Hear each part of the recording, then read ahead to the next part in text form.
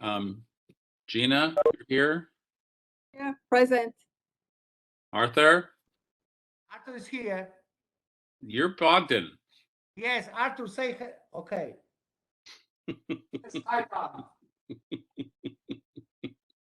Julia's here. Rob's here. Arthur's here. Eric. Yes, Julia's here. All right. Eric's out there somewhere. All right. I'm here. Hi. So I don't know who was here first because we have no way to sign anybody in. So I guess we're just going to go in order. Is there anybody who's requesting? Is there anybody who's requesting a postponement?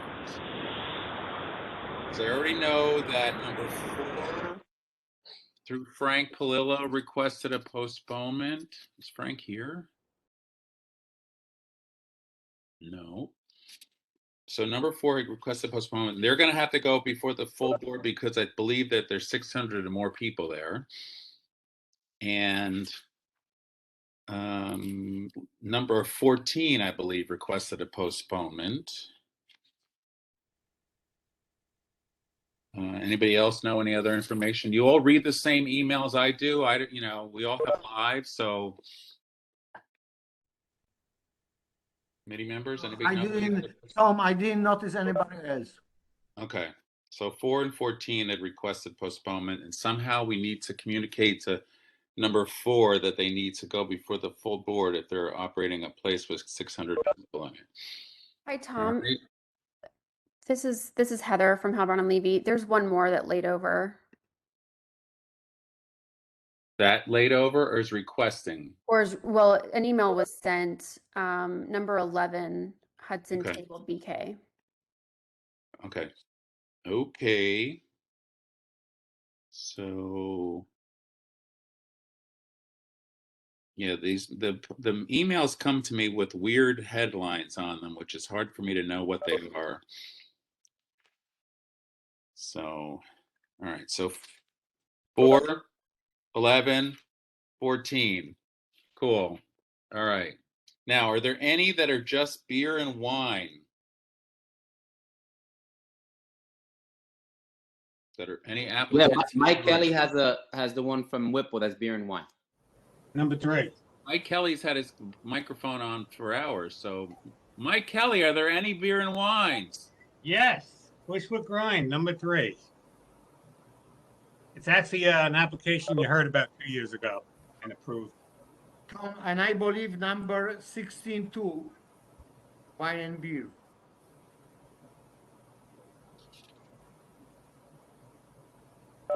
You believe it is? 1 second, let me check again. 1 second.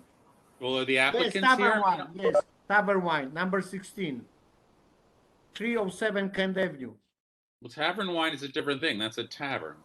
Okay, because that is huge. Are the applicants here? I don't care if they're not here, they're not here. Mike Kelly, what do you got other than your beer and wine? What are yours, Mike? That's it. That's it? That's and then you can leave us? Yes. Now I'll stick around to watch. I enjoy the show. Quiet. So, who belongs to? This is all right. So it's a wine and beer. Tell us, is your applicant here with you? Yes. Kenyatta Williams should be here. Or Kimmy. I'm here.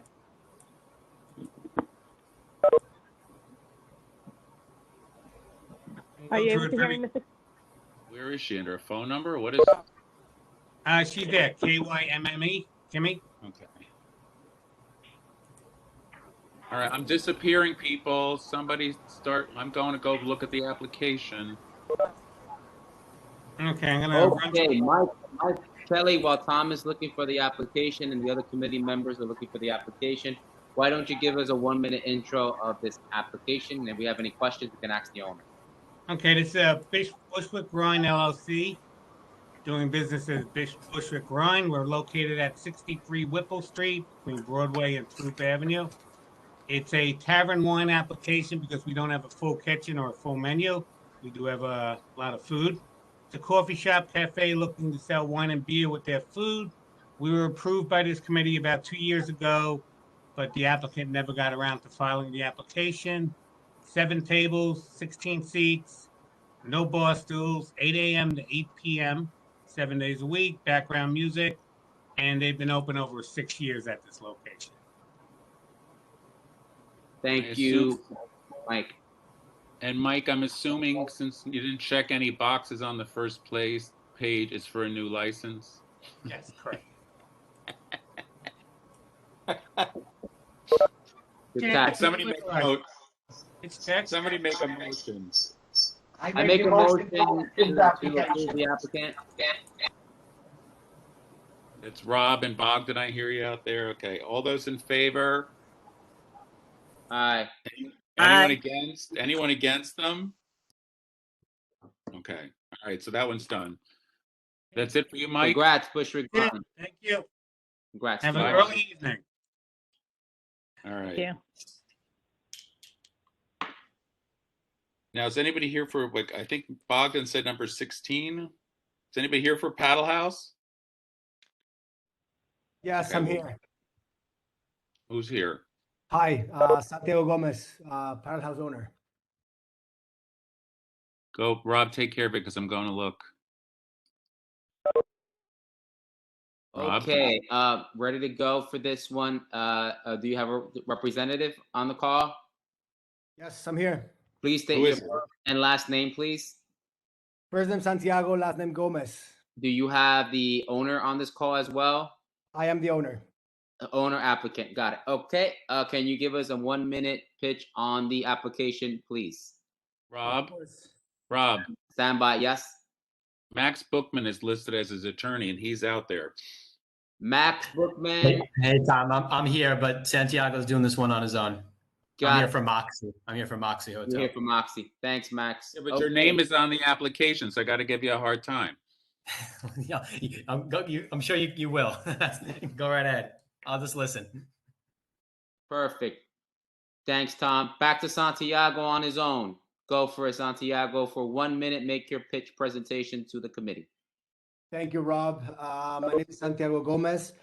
I'm also an owner of 2 restaurants in Manhattan. One of them is Cosme, another one Atla. Both of them have a liquor license. They've been open for around 8 years. This new application is for a paddle tennis center. I'm only applying for a wine and beer license. We don't expect to have full liquor. Basically, what it is beer and wine for people after playing paddle tennis to be able to catch a glass of wine or a beer. What is your address of the location one more time? And what are the hours of the location? If it's different from days to days, you could go to each day. Go for it. Right. Address is 307 Kent. Hours of operation are the same from Monday to Sunday, 7 a.m. to 11 p.m. And this is just for beer and wine. Max, right? Beer and wine, you prep the application. And wine, that's it. Oh, okay. We said we're And gonna, it's for bother people Max a who little are bit. all tired out from playing paddle tennis. They go and have a beer after they're playing paddle tennis. Okay. What was in there before? This is, It used to be Villain before. oh yes, got it. Okay. So this will be a much quieter operation in this space. Correct. I expect to have only 16 people at the same time. It's 4 courts, 4 players for each court, so 16 people maximum playing at the same time. Okay. Okay. Motion. I have is it's basically I have a juice bar, and in addition to the juices, we have protein bowls, we have smoothies, and beer and wine. Thank you, Santiago. Stand by for possible motion of approval. Motion to approve, Eric. I second that motion. Yep. All those in favor? Aye. Anybody opposed? It's all signed and notarized nicely. So, okay, that one's good. All right. Approved. Thank you, Santiago. Good luck to you. Thank you, Rob. Moving on. Appreciate it. Moving on. Moving on. So, Next on the list. well, I guess we go back to the top. Excuse me, if I'm sorry to interrupt, if I might, my name is Maston Sansom. I represent Garlic Knots 364, One LLC located at 364 Grand Street. We're here for a second time for just a corporate change. Yeah, we're gonna go back to postponement. We were just knocking out the beers and wine. You gotta stand by. Stand by, brother. You should. Sure You thing. should have done. Thank you so much. So we should, now that we've, any more beers and wines? Cool. Yes, we're beer and wine. Oh, let's do Name. one more beer and wines. We're on the beer and Garden wine. Carver. What? Garden Carver, What's the address? 187 Grand Street. 187 Grand Street. Are you the owner or the attorney? I'm the owner. Owner. Got it. Just you. You have an attorney for today, or just you? Just me. Okay. So the application I have for 187 Grand Street is called New York Events. Yes, that's my corporation's name. I'm doing a DBA as the Garden Carver. Wine, beer, cider, restaurant. Okay. Everything looks okay. Far as the hours of operation, no music, no outside place. Place is for 29 people, small place. They close at 10 p.m. only at Well, Friday. Bogdan, page 4. What do the dashes mean? That is with no music and no outdoor space. They gotta be filled in. No. Okay, that's the question to the applicant. Where is music? What does that mean? What do those dashes mean? Outdoor space? No, we don't No, have outdoor music. space. Music first. Oh, music. Oh, we're just gonna have a little Bluetooth speaker. We're not just background music. It's mostly a cafe. You need to and, tell us that. and some like deli sandwiches. So the dashes mean that you don't have any music. Is that correct? We have we're just gonna do a small Bluetooth speaker. I think I put background. We're giving you a hard time. We don't know what a dash mean. Usually, if a dash would probably mean non-applicable / Music. Right. But we don't know what it means. So you're gonna have to edit the application to remove the dash and explain this, mini little JBL Bluetooth speaker thing you're trying to, Got it. What time Say it. I see. Okay. Yeah. Okay. For So the outdoor space. Just put down background only, and then put the hours in the boxes like the other boxes. Okay. And then in outdoor space, write down NA. There you go. Send us a new page 4. No problem. All right. So new page 4. Anybody have a problem with them? What was the address one more time? It's 187 Grand Street. 187 Grand. Okay. If it's not any other problem, I would like to make a motion to approve the application, please. I second the motion. Anybody opposed to this application? Anybody opposed? So everybody's in favor? So we approve this one then too, with the new page 4, okay? No problem. Thank you very much. Just fill in those boxes, because we got to make sure, suddenly you don't fill later on the blank boxes suddenly having it, large bands marching around outdoors. Okay. We won't have that for sure. Try to trick us. We got you though. All right. Take care. Good luck to you. Okay. Thank you. Appreciate it. Any more beer and wine? Okay. Wait, what's okay Williamsburg? Oh no, that's liquor, wine, beer. I see it. Okay, sorry. Sorry.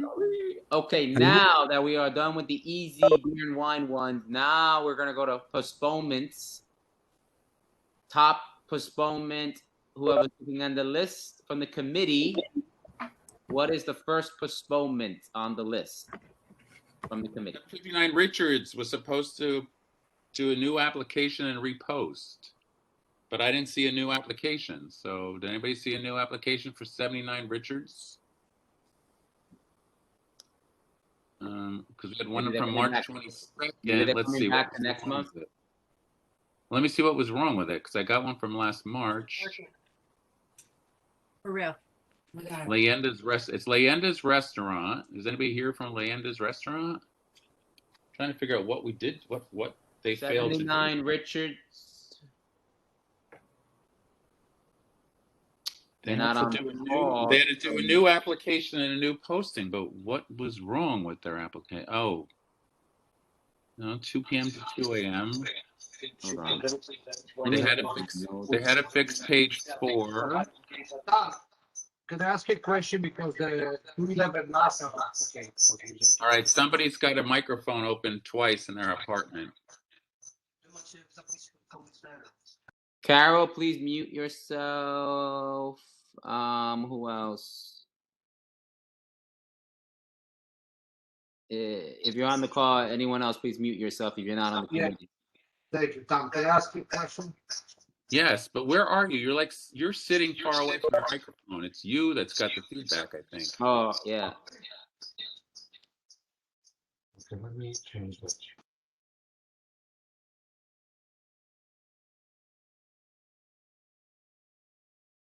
Is it better now? Yes. Okay, the thing is that, we received the email for the 211 Nassau Avenue for the changing they're gonna switch to wine and beer, but now they're off the list totally. What are you talking about? We're on doing number 1. I know, but I know we were doing number 1, but when we looked at the emails, I received like an email that the 211 Nassau is gonna switch to beer and wine before, but now I'm looking at the list and the 211 disappeared. What email? Wait, Arthur. Wait a minute. Is it Arthur? Isn't it Arthur. postponements? Wait, Arthur, we're doing postponements. The first one is 759 Richards. The second one is 211. It's right there, Arthur. It's postponements. Okay. 759 Richards. And then we'll get to them, Arthur. You got it. Yeah, yeah, it's confusing. Sometimes I gotta go all the way down to. It happens to me. I've been on for a while. It happens to What me. happened? I got it. All I right. got it. Is- I got it. Is Samuel Cielo or Porfirio Suarez Bonilla or anybody like that here? All right. I don't know what I can't remember what the problem was with the application for Leyenda's restaurant. They're at Humboldt and Wait a Graham. minute. Let's come back to it then, because no one's talking. Like their applicant's not here, so maybe they need a minute. Let's move to the second one. We'll come back. All to right. this. All right. So the next one on the postponement list is 211 Reserve LLC. And Arthur, what are you talking about? An email that says they're changing their application?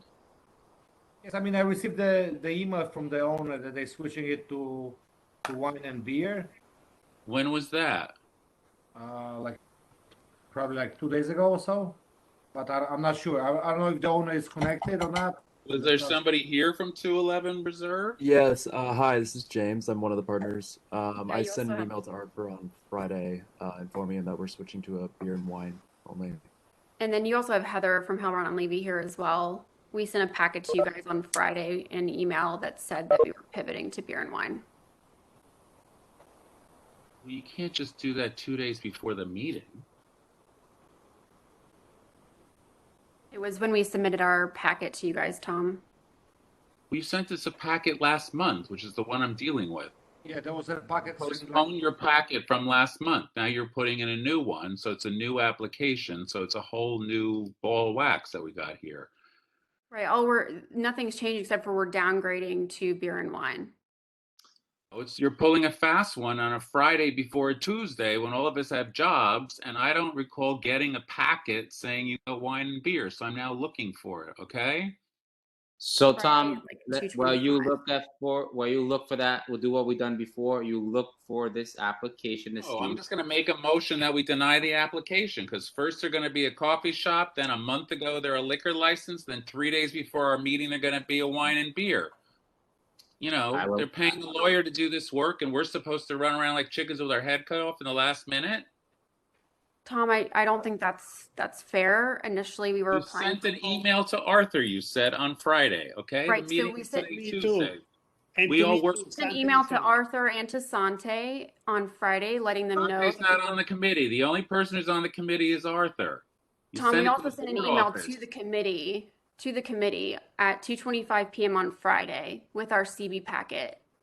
So our CB packets are due on the Friday before. In that email, when we sent that packet, we included, Did you post a new notice to the neighbors that you're only doing a wine and beer now? we did not post a new notice. The thought process there is that There we're was no not pre-post. we're not upgrading. We're downgrading. So there, you know, Well, the there was never a concerns- liquor license there before, so it's all an I- upgrade. I understand that. Oh, Also, Tom, the community had a lot of concern. The 5 business day, right? That's what is posted officially as a rule, right? I don't know what Sante, I don't know what you're saying. Santi, stand by for one. Santi, stand by for 1 second. Tom, go for it. Go for what? I'm looking to see what they sent us on Friday. Okay, so while you're looking to see what they sent us on Friday, can we let the applicant representative make the 1-minute pitch that we normally do? No, because my concern is that they're putting in a new application on Friday, which I would believe needs a new 30-day notice to the neighbors and a new petitioning saying that they're supporting the wine and beer now that they're not supporting the wine and beer. You know, you can't, upgrade, downgrade, whatever it is that they're saying. I don't know what the requirements would be if, midstream you change from your original application to a new application. Do you need to repost? Okay. The neighbors that we have letters, and we have millions of people who've written about being against it because they were told it was going to be a coffee shop. So they may still be opposed because it's wine and beer. Mr. Burrows, we're actually all here from the neighborhood, and we're all here to speak in opposition of the wine and beer as well. We don't want any alcohol served on the premises. Thank you, Nicole. Tom, If we had a way to sign people in, it would be nice too. But we're still dealing with this primitive let's figure out a strategy, because there's some people on the call about this thing. We should at least hear what the thing is going to try to be for 1 minute, then maybe take some public testimony on that, and then we can move on. Rob, if you can figure out a way that somebody from the office can take attendance as to who's here to speak on what, like, put more power to you. I was gonna do the mini note thing that I've done in the past. I'm trying to there's about another 30 applications to go to, and I want to 2 years. There's 2 years of this crappy WebEx platform. I hate WebEx. You're not gonna get any defense from me, but we have a daunting list. 6 people signed up to speak, and the list was sent to you. Boom. Okay. Thank you. The list good. Thank you, Jerry. Thank you, Jerry. So I guess we solved the mystery if we could figure out a way for the office. Where's there a list of who's signed up? Mystery solved. Thanks, Jerry. Well, committee members, can anybody tell me where the list of who signed up is?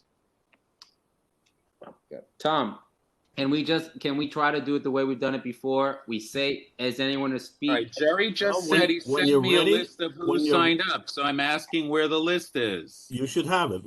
If you don't have it, all you have to do is, when you're ready, I'll call the first name. Perfect. Thanks, Jerry. Tom, are we ready to listen to the public? But I think before we listen to the public, at least the public should know what is the pivot from the applicant first before they start talking in theory. Right now we're in theory. Can we just hear what it is? I don't know what it is. I want to hear what it is. Rob, I just want to tell you, like, from what I know, living here. I understand, but can we at least know what we want to react to? I want to hear it's a fire. Yes. Can we just hear if it's a fire or if it's a bazooka? I don't know what it like. Everyone wants to comment. Can we at least get what it is? I would like James to speak about what he's planning to do in that space. There was always an office or a store. Yes. Please. Yeah, let's just. I don't know. I mean, it's been 5 minutes, and I'm asking for a minute. Can we, chair? Yes, can we? go ahead. I'm gonna have to get the chair for these minutes, and I'm lost. We're all over the place. Who are we talking about? I'm going back to the chair. Tom, can we? What do we want to do? What do we want to do, Tom? It's on you, Tom. My question still is: it's a new application. Should they not do notice and petitions and come back on a future date? The committee. Tom, to save people on this call time, if there's going to be an immense opposition to any beer and wine or any full liquor, why pivot and point to another meeting where we have to bring 20 people back to the call to probably do something that we're going to do now? So maybe let's see where this goes because I don't know what the Levy law firm is going to do if we vote them down and then they'll say, well, we should have had 30 days to present this and go to the community, blah, blah, blah. I don't know what they're up to. All of a sudden on a Friday before a meeting when they've been applying for a full liquor, they suddenly come in with a beer and wine. And then they'll, what procedure should we follow so we don't get a fast one pulled on us with the SLA up in Harlem? Okay. Tom, this is Heather. This isn't a fast one. This is after conversation and after not getting anywhere with the community in terms of outreach. We made the decision to pivot and downgrade to beer and wine, similar to like what we would do during a meeting. If we were met with opposition, instead of going forward with full liquor, we would downgrade at that time during the meeting. If you want to think of it that way, that's kind of what we're doing. We just went ahead and made that decision before getting on the call tonight. You should still give time to the community either to calm down and make some dedicated agreement, and not having the possibility of looking at this new application.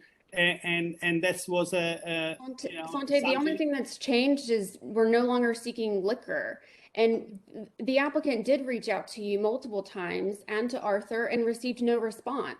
No. There was definitely a response. There was an active opposition from the local community there. But Friday, you changed that. What I assume that you were going to present the new application, and the community probably was going to find some way, because definitely they don't want to have activity there of a certain type of another bar or restaurant, wine probably, or beer or liquor. But I believe you have an opportunity, but you got to give this time to the local community there and come down and talk. And now you have opened a door, and probably some adjustment will need to be made. But I'm assuming, as the chair is saying, and that has been our general concern, there is all this application arrive on Friday. We know the rule says 5 business days before. I mean, and that's to give time to the community generally, just not to you. I believe we're missing this opportunity. Listening at the people now doesn't give the time for the community to calm down and talk with this applicant and make a dedicated agreement. That's what I think. Thank you, Sante. I'm sorry to interrupt, but I'm listening to this. I live 2 things down. My name is Majana Waller. I was told this was going to be coffee, and then I was told it was going to be open till 1, and then I was told it was open till 2, and now they're switching what kind of license they want. Like, open your hearts, open your ears. We don't want it. I'm so sorry, but like, we don't want it. And it's also not fair there wasn't a new flyer. I'm literally just learning about this right now. Please find a new location. Please be fair to who lives here. Put up flyers, give us due time. I request that this be further put down the road so we have time to regroup and think about this. Thank you. Also, if I can ask the owner what one singular benefit to this block that a bar would give. Okay, stop. Okay. Stop. All right, Heather, do your presentation, and then we'll hear from the people who are here. Okay, this is 211 Reserve LLC at 211 Nassau Avenue between Russell and North Henry Street. It's a beer and wine license application. This is a daytime cafe and candlelit wine bar at night. There's a menu that shows their cafe menu that shows a breakfast, lunch, and then dinner options. Their hours of operation are Sunday to Thursday, 8 a.m. to 11 p.m., Friday to Saturday, 8 a.m. to 2 a.m. They have outside seating that they would like to close at 11 p.m. It's 1 bar. Where's the outdoor seating? So there's 1 table on the sidewalk that has 4 seats. All right, there's no sidewalk cafe permits, and you don't do them in the same application anyway. Right, so we're just telling you what they're applying for the DOT. Well, then you need to take that out. Okay. And there's 1 bar with 8 seats and 6 tables with 26 seats inside. It's background music only, no live music, no DJ, no dancing. Attached in their packet, you'll find a concept deck, bios, a hiring plan, information about their noise and cleanliness plan, and also a security plan. All right, so you described outdoor space on the sidewalk, but then in your application, you refer to the backyard. So I'm assuming the backyard is also yours? There is no backyard. Well, the Okay, so you just have the DOT stuff. All right. So we don't approve the DOT outdoor dining stuff. So that has to come off your application. You know, we don't do that stuff. The DOT hasn't given us procedures. We're not doing anything with them. Right, we understand that. The SLA is asking that we do something different. So it's just a weird place with us and with you guys. We want to let you know that it is their intention to go through the DOT process. And that's why we're telling you. But yes, we can take that off. I have a question when ready, Tom. Yeah, go ahead. Well, I think Heather's done. Yeah. Heather, the beer wine that you're requesting, are you also attaching the temp license to that gives you the automatic, which is, to be clear, there's a law from the governor gives you automatic beer and wine. Is that what you're announcing today in this call as well? Yes, this will include a temporary permit application. Okay, so just want to make that clear for people speaking. No matter what is said on this call, let's say we all vote no with you all and we support that movement, there is a law right now that your legislators have approved that is signed by Kathy Hochul. It gives this establishment automatic beer and wine regardless of your voice today on this call. Even if we vote no, there's a law that I encourage you to review. It is a current law that any establishment today could have beer and wine up to, I don't mean to put you on the spot, but what's the maximum hour allowable by the law, Heather, on the temp license? So for the temporary license, the only time that there's an hour restriction is if it's a 500-foot case, and this is not a 500-foot case. Yep. So technically it would go up to the law. It's up to what time? 4 a.m. Okay, thank you. But they're not seeking that. They're not seeking 4 a.m., but the temporary law states you can technically go up to 4 a.m. and have a beer and wine, correct? Correct. Okay. Heather, I want to ask you a question. This is Art, actually. Yeah, I received the email. I mean, I'm next door, so I don't know what a big deal is to ring the funeral home bell and talk to me for past month and a half, and I'm here 24/7. But anyway, besides that point, the point is that the space is below even 500 square feet, right? It's a tiny little space. There was an office or a little small store. How are you planning to keep all these people inside? And how are you planning to keep all the thing quiet? And there's 26 people in less than 500 square feet space. 26 people plus serving food, plus sitting and drinking in a small space like that in the middle of the block, that there's no commercial other spaces, that bars just few corners down, is all residential people living around. I just don't see With it. the little kids too. I just don't understand it. I understand the concept that for a month and a half, the owners never reached out to the funeral home. There's always somebody here from 9 a.m. to 10 p.m. Nobody rang my bell. Nobody asked me anything about that. Arthur, can I talk? Arthur? Yes. Hi, I'm Alex. I'm one of the proprietors.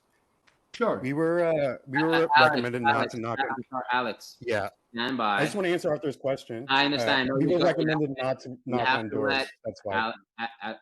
I understand. You have to let someone complete. That's the only reason why we didn't knock on the funeral home. We were recommended not to knock on any doors. That's Heather, why. please tell. Okay. It's a business, open business. There's next door to you is a funeral home. There's a little bit different kind of a business that like a store, and we always hear. So that's the main thing that I have a concern. The other thing is there was always an office or a store. There was never a bar ever in existence over there with any alcohol. Okay. You have community living next door to you guys. I mean, first saying it's going to be a coffee shop, then saying it's going to be a full liquor license. Now switching the last moment on Friday, I received an email. It's not going to be a liquor license. It's going to be wine and beer. I mean, this becomes like a fiasco that either you guys are open with Arthur, it's not going to be a fiasco. Arthur. Alex, it's not the point. Forth, Can I finish? I'm so sorry. Please stop unmuting yourself. Please. Can I finish? Yes, Arthur. I need you. Yeah, I want you to finish, Arthur. I'm not you, Alexander. I want to finish one thing. Unmute yourself, please. Guys, go. Normal business opens, tells the people the truth, tells them what's going happening. If they have changes, they inform the people. They put the notes. They inform everybody around what is happening. The last moment, everybody's changing. You know what? No, we're not gonna do full liquor. No, we're gonna do this. We're gonna do this. It's not gonna be a coffee shop. It's gonna be this. This is not fair to the community that's around you. That's my only concern. It's not really fair what's happening around this location. Okay, that's it. Thank you, Arthur. I appreciate that. Alexander, you have not been called. You have to be called upon in this committee meeting. Still board members. Board members are still asking questions. So it's been Rob and then Arthur. Okay. You have to wait to be called upon. If I can have a chance to ask some. Yes, to address Bogdan, the committee question. member, board member, go for it. Yes, thank you. Thank you, Rob. Okay, I have a two questions. First question is, that's what Arthur was saying. How you gonna operate the business that is a tiny space that's below 500 square feet to put 26 people inside, plus the kitchen, plus the serving area, whatever. And what's the outdoor space? There is a backyard. The backyard is using presently by one of the tenants that's living in the building. More likely, the owner gonna take that place from the current tenant that is using the backyard and give to the owner of the bar. That's number two. How come you are so smart and the lawyers is the best lawyers in New York City, you miss one when you submit the application, the last application, you didn't put the bar, actually bar and restaurant that is on Nassau Avenue and Humboldt Street. You did not put on your application. You just put the other that is on Nassau Goodies and the next bag. You did not put on your application, the last application, the liquor serving place on Humboldt and Nassau. And also there is a school on Morgan Street and Riggs, which people and children are going to the school, passing your place, 211, passing that. And beside that, there is two churches around the corner. So do we need, as a community, we respect all the businesses, we respect everybody. Everybody wants to make the money. Do we need another bar in a little tiny space front of the park when people are using the park, and on the street where children and people are going to the school, coming from the school, going to the church? I don't think so. Thank you. Thank you, Bogdan. The next committee member on deck to speak is Julia Foster. Then Gina Barrows. Julia Foster, go for it. I don't know if I have a question or a statement. Actually, it's a question to you, Rob. Mm-hmm. I'm going back to the temporary license. Mm-hmm. So my question and I guess comment and statement is this. They applied for this temporary license, so no matter what we say or whether we vote or not, they're still going to be able to do what they want to do. Yeah, I'm with Sante. You guys didn't come to the committee, to the community, and state clearly, definitively, this is what we're going to do, X, Y, and Z. And if we had to vote today and we had a right to say whether you can or cannot, I'm telling you, I would say no. Because to me, you're deceiving the community. And I am a very good community person. Don't deceive the community. This is very deceptive. I don't live over there. I'm living in an area now that's requesting another venue. And I'm like a little annoyed. You guys are really deceiving the community, and I really feel bad that is wrong. It is so wrong. Thank you for your time. Thank you, Julia Foster. Next up, the next committee member to share some words on this application, Gina Barrows. Oh, okay. I actually walked down to look at that neighborhood, and it is a residential block. Gina, that's a long walk from you from Broadway, Gina. Went all the way over there. Wow. You had a Greenpoint trip. It's a beautiful block. It is. It is a nice block. Here it is a bar, and it's going to be open until 2 a.m. It's on the application, 2 a.m. on Friday and Saturday. 2 a.m. probably closed by 3 by the time it's going to be a bar on a beautiful residential block. So just. Gina going to Greenpoint. Man, you should have took me from the south side, Gina. We would have went up together. We would have took that. Tree over there. We would have went to Bedford. We went through Bedford and then curved. All right. Next up, committee. I'm on committee members only. I got your Paw Patrol Pop 1 second. Board members and committee members. Who's next? Let me see. I saw Gina. We did Gina. I know we got Arthur. Okay, now at this time, we're going to move on to board members who are not on the committee, and that's Sante. Sante, I'm sure you have 35 minutes of comments. Can you get it down to 1, please? Thank I you. mean, I already said it before. I said in favor even of this applicant. I said now you have opened a door by downgrading. You can't just. It is too controversial, and maybe the local community doesn't want any type of that activity. But probably you have opened the door, but you got to come to the community. And if the community is okay with that, you got to sign a dedicated agreement to make sure that everything will be in place. So that's what I can say from my side. But the last word to Arthur and to all the people here, and I don't know really in detail who even they are. And that's what I heard extensively for this last month. Dante, thank you. You got in about a minute. That was pretty great. Okay, now I'm going to pass over to the Jerry because he has a list of people that signed up to speak on this item. Jerry, why don't you go through each name, please, if you don't mind. Right, the first one is Carol Strittmatter. You have 1 minute. Okay, next up, Jerry. Second Wait, one is... I have 1 minute.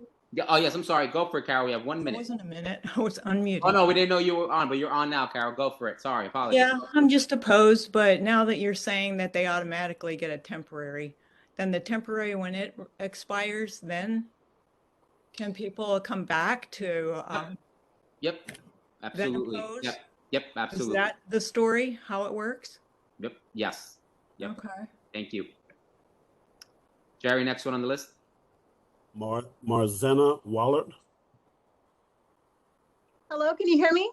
Yes. I'm here. So I had a lot to say, but I've got to make it quick. One thing is that it is super narrow sidewalk. It's very busy when kids are going to school to PS 110 and people are going to work towards the bus and the G train.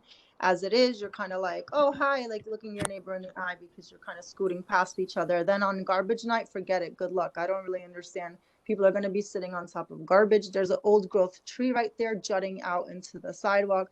I do not even think this is safe. You got a dog, you got a stroller, scooters. It's not going to work. It just physically doesn't work.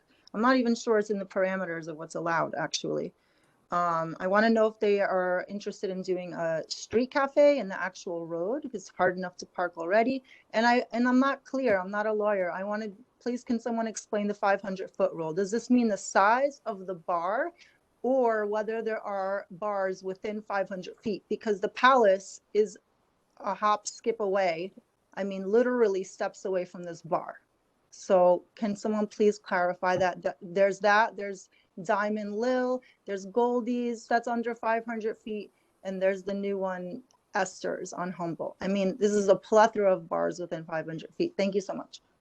Great. I'll quickly answer that so you don't have to wait for the ending of that. The 500-foot rule is a designation that comes straight from Albany. They will clarify the 500-foot rule and where it lands. That's the clarification from the top, and they bring it down to us, and it's on the website. They do not technically trigger the 500-foot rule from the main entrance, 500 feet this way and 500 feet this way. They don't trigger it. That's just a technicality. We have nothing to do if it comes straight from Albany down to this committee. Thank you for your time. Next up, Jerry on the call. Wait, Rob, because I'm sitting here like, somehow I'm supposed to know everything under the sun. And you keep throwing out this temporary beer and wine thing. Yes. The temporary liquor permit, as I understand it, and the way I was explained to his meeting, is if there was a liquor license at a location prior to an applicant applying for a liquor license. Yes. Because it takes so long for the liquor license to be approved. Yeah. That when they apply, they get 90 days to have a liquor license. But you keep throwing around this automatic beer and wine one. And I cannot find, I'm trying to find the automatic beer and wine one. I'm looking in the legislature. I will Like, find it where for the you. hell is that?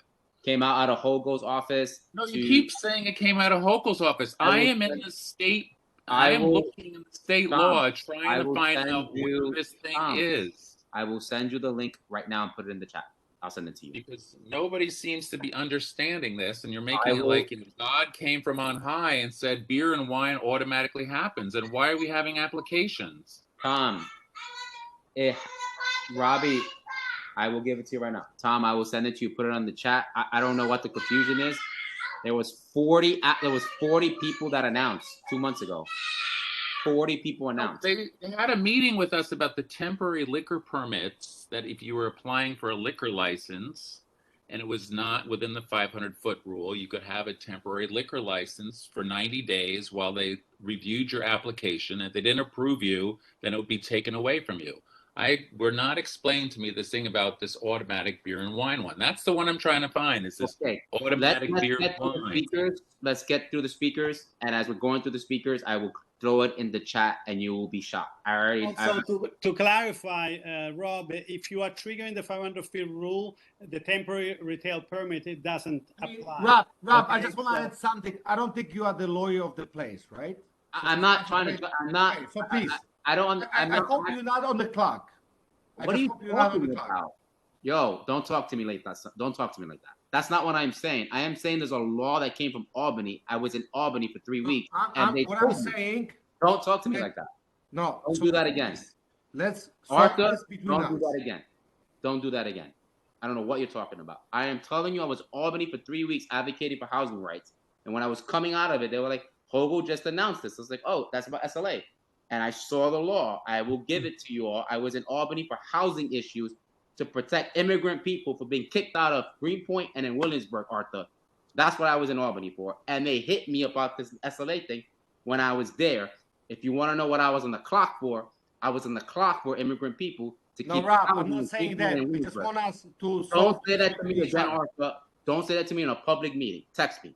Let's move on. Say that to me again, Arthur. Okay. Doug Strittmatter. Let's move on. Please, next. Doug Strittmatter? Hi, can you hear me? Yes, go ahead. Okay. I am against this bar. Okay. I've had friends that have lived above Diamond Little, a bar that's 2 blocks away, and they have a son that's the same age as my daughter, who is 7 years old. And ever since that bar opened up, their kid has trouble sleeping. They have lots of difficulty with noise. And I do not want that for my daughter. I do not want to get pushed out of where I've lived for 7 years because somebody wants to open a bar. I'm sorry. I love where I live and I love this community, and I don't want to change my life because of that. Thank you. Thank you so much. Next one, Jared. Eric Weiss. How you doing? My name's Eric Weiss. I live at 215 Nassau Avenue. I'm opposed to the bar. I'm sure we've all heard for over the last month and a half how this location is not appropriate for a bar. There's too many bars in the neighborhood already. The noise would be disruptive to the people that live and sleep and work in the neighborhood. And again, I would like to say that there's not this storefront is between 2 old growth trees, and there's barely 3 feet to pass between 211 and 213. I don't know how other people milling about outside when there's not enough room for people to pass through shoulder to shoulder. And so therefore I oppose this bar.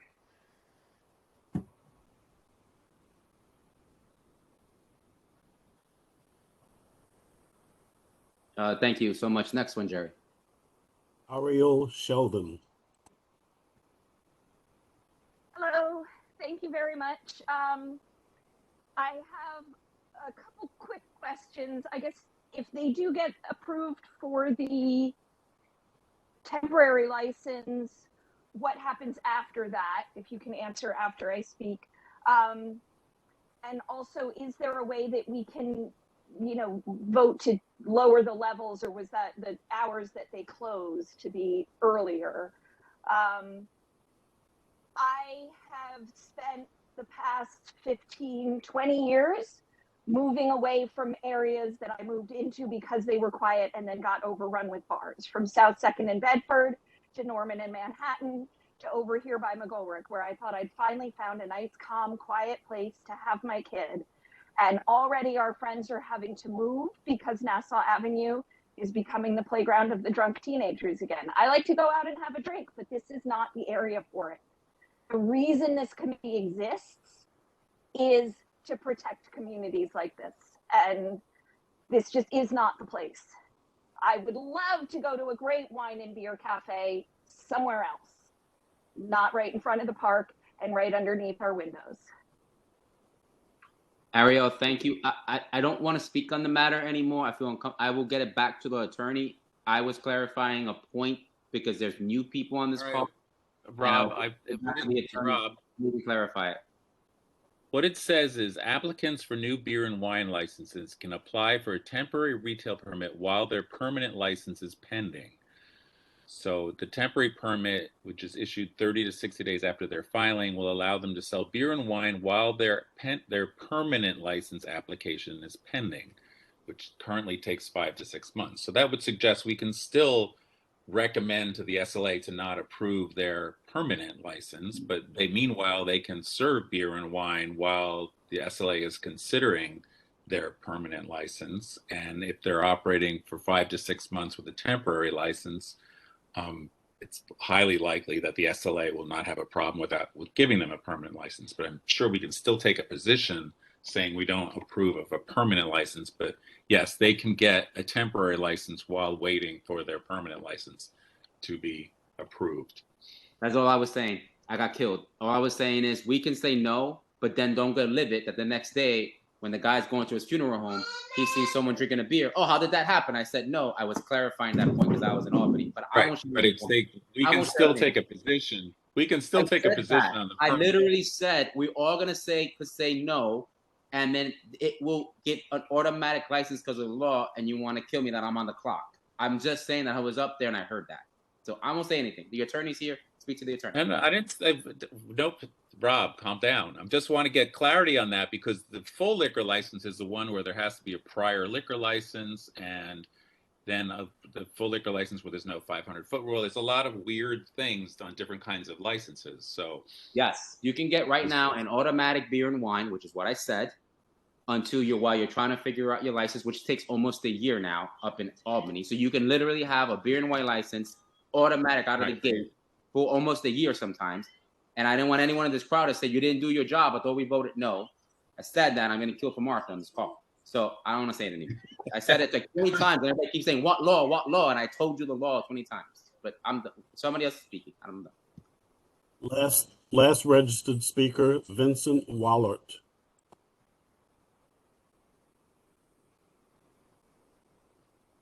That's my father. He couldn't make it. He's the owner of 215 Nassau Avenue, 2 doors down.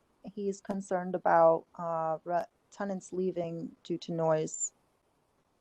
Thank you. Sorry, do you mind if I just ask one quick question? Who? What? Who's asking a question? Nicole. Nicole with the last name? Szablak. You've heard me speak many times. Are you asking a question from the applicant or for what? A little bit of both. So my first question is sort of what is, if they can name one singular benefit that this bar will have on this specific block, because it's very clear even from this meeting that none of us actually want it, whether it's beer, wine, or any other liquor, because there's never been liquor there. So they may say, oh, it's a downgrade, but no, for us, it's an upgrade because there's never been liquor there. Also, just one last question on the temporary liquor license. They're obviously still not ready to be open. So they can't get that automatic license if they're not, ready with their construction, they're not done, correct?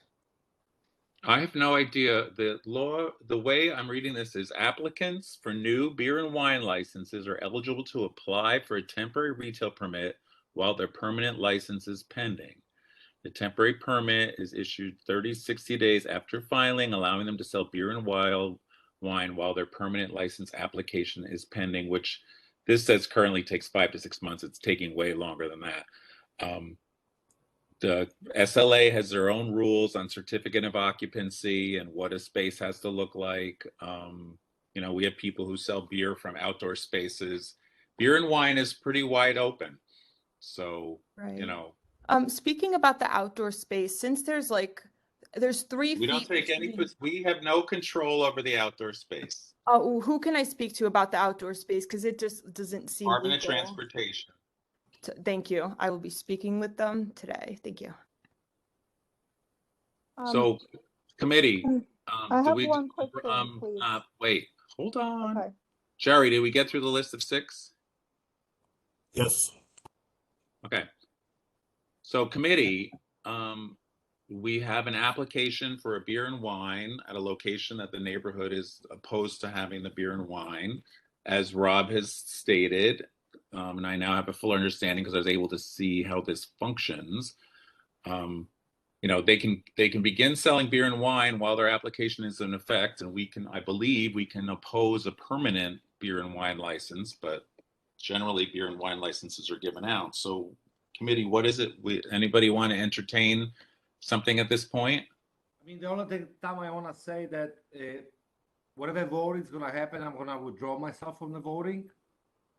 I'm not going to vote on whatever decision is going to be made because actually, you know, it's like right by me, and I don't want to vote on this. So that's the only thing I want to say, that I'm not going to vote on this subject.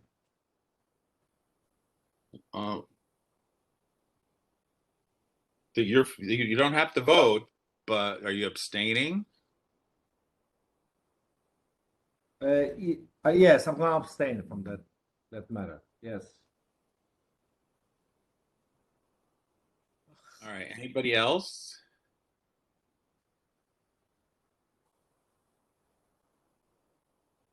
I have a question about the 500-foot rule again. All right, we're not answering questions about the state liquor authority rules. All right. Beer and wine does not have a 500-foot rule. So I can, you know, 500-foot will applies to full liquor licenses. So committee, what do we want to do? Julia, your mouth moved, but I didn't hear you. Julia has her own reasons to deny. So are you making a motion to deny? Julia forced to make a motion that we deny this application. Anybody going to second it? Ogden? I will second it.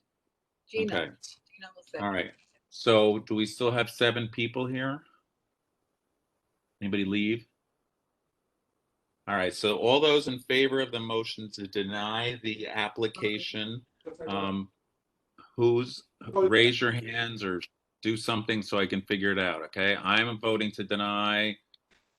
Julia, Bogdan, Gina.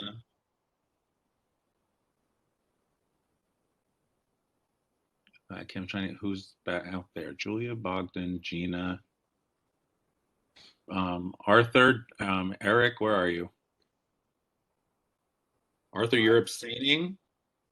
Yes, Tom, I'm not, I cannot vote on this, so no. Okay, Eric? Yes. Deny. What was that? That's Eric, deny. Okay. Rob? I vote, what's the motion? To deny? To recommend the SLA to deny the application. I stand with my committee, as much as they sometimes frustrate me. I stand with the committee. All right, I missed I'm on someone. the clock. I'm on the take, as Arthur would say. Who did I miss? Julia, Bogdan, me. Rob, I said don't act like it. I didn't mean it. I am sorry. Wait, I missed somebody. Oh, You gotta Gina. take me to dinner now, Arthur. All right, so we're voting to recommend we deny this application. Okay, can we move on? Next, Heather, you got an easy one, please? You have an easier one? That was the only one for tonight. I'll see you guys next month. Oh, you don't have one more? Oh, okay, that was perfect. Thanks. Okay, thanks, Heather. Bye. Bye. Heather. Thank you. Did anybody show up on 759 Richards? Thank you for the public for joining. We appreciate you going to the Yes, roller thank coaster. you. Thank you. I know that's hard. Thank you. Did anybody show up from 759 Richards? Okay. All right, so my pals at Moxie Williamsburg. Well, whenever Alex read, We're here, Tom. All right, everybody, right, this is the hotel. They made a presentation to the full board after we asked them to. So go, give us your presentation, sir. Great, will do. Thank you, Tom. Hello, everyone. I'm Max Bookman. I'm an attorney. My law firm is Pazetsky and Bookman. Most of you have been seeing my associate, Phil Dorn, who I've been sending to these meetings lately. You haven't seen me here in a while, but you did see me in 3 weeks ago or whatever that was, 2 weeks ago when we came to your full board, as Tom said, to give a presentation on the Moxie. So you've all heard this already, but I'm going to get into any more detail now that anyone on the committee wants to hear about. With me, by the way, is Megan Boberts. She's with Moxie. Moxie is a Marriott hotel brand. They are in New York City. This will be their first one in Brooklyn, but they have many locations in New York City already. This hotel is going to be on Bedford between South 4th and South 5th / the Williamsburg Bridge overpass. Construction is already well underway. Construction started a while ago. They're hiring an experienced food and beverage operator who's also on the call. If anyone wants to hear from them, they're here as well. It's a 216 key hotel. In our questionnaire, we go through the different areas of the hotel that matter that typically this committee is interested in. So I know you're busy. I'll briefly cover those areas in a way that's succinct. There's really 2 floors to know about. There's the ground floor, and then there's the 11th floor. That's where all the F&B happens, ground floor and 11th floor. On the ground floor, there's a restaurant, there's a lounge, there's a hotel lobby, and there is a garden, outdoor garden area. I'll come back to the garden in a second. On the 11th floor, there is an enclosed top floor indoor lounge, and that lounge has an outdoor terrace. We're following your STIPs for the hours of operation for the outdoor spaces. So we're actually doing 1 hour better on the ground floor garden. We're closing that at 10 p.m. 7 days a week. For the terrace, we're closing at 11 p.m. 7 days a week, which is what your STIPs are for. Even though the ground floor garden is outside space, it's actually going to be covered by a fabric covering, fabric roof. It's not really a rooftop, but if you're in there, it feels like a rooftop, so you won't be able to see the sky. It's a fabric covering with acoustical properties that limit sound transmission. That's going to be there 24/7. It's not movable. It's there. What else can I tell you about it? Outreach. They've hired Capolino, who's done a significant amount of outreach. Ashley Thompson from Capolino is on the phone. In addition to meeting with all of the elected officials or their representatives, they met with residents who live in the area. They flyered and promoted 2 Zoom calls that happened a few months ago at this point, that all of the residential buildings in the area were given flyers promoting the Zoom call, giving the link, giving the QR code to sign into the Zoom call. Residents did attend those Zoom meetings. They had factual questions about the hotel. What are the spaces? Where's there going to be F&B? Where's there not? The hotel team answered those questions. In addition, they've been meeting with St. Nick's Alliance to discuss job training and local hiring. They're going to be hiring local for hotel operational staff. So I've got more details if you want it, but let me just take a breath there, and we're happy to answer any questions that the committee has. I have a question. Yes, Rob. Who's that? Rob Solano. Let me express how I don't. This is a non-union hotel, correct? That's right. Okay. I always resist non-union hotels, but I have to give credit to the Capolino team. Outreach was done well. I spoke to the Latino community there a couple of days ago. I grew up on that block, and I went to visit the long-term residents who see me grow up, and I cannot front. They were reached, they were contacted, they were flyered. They know it's there. They know it's coming. They felt like they understood that they can get a hold of someone. They felt welcomed. So as much as I show shade, I have to show support when it happens correctly. So well done. Sorry. Yes. So yes, he wants more. So I just want, I don't want more. I'm saying thank you. Well done. That's what I expected, and it happened. That community means a lot to me, especially that block means a lot to me, and some people there. So just wanted to say grateful for that. I felt like communication is good. I have some follow-ups. I haven't had a chance to kind of like check it out, and I had some follow-up questions, but I'll make time after this call to stop by and get a deeper understanding of operations. But I just wanted to express that to the committee. Thank you for saying that, Robin. We can give you a tour whenever you want to stop by. Rob. Yep. I'm not a fan of Marriott hotels, or their history has not been a good one. And I'm also not a fan of non-union hotels. So I don't know, what have the locals had to say about this? Have they put the rubber rat up of anything like that been going on? Yeah, I reached out to HTC about it, and I think they can't win every single battle. Was like kind of like my off the record. I guess I'm making it on the record, but I would say I think that like this is gonna get in. It's in. What could we do? There's a special permit license on it now for the future for other kind of ones to kind of like figure it out. So I think haven't really heard too much about it other than they did good outreach. Yeah. So the question I have for your page 4 is you've got your music from 9 to 4. Where's the music 9 to 4 happening? Like, yes. So Tom, we know that it's important to you that we fill out page 4 completely. We don't do any dashes or asterisks or anything. So that's what we did. But we do break it down a little more. About 6 pages into the packet in our rider B, we tell you where we're having music and what kind, and so I could explain that now if you'd like to hear. Rider B. Okay, let's see here. Go ahead. It's the first page of rider B. Right. So the ground floor lobby, the ground floor restaurant. That's the ones with the 4 a.m. liquor. Yeah, I mean, so sorry. Is that where you're playing your music? Yeah, I mean, so inside we're going to have music playing. The lounge is where we're going to have the most music. So the lounge is where we want to have the live music and the DJ.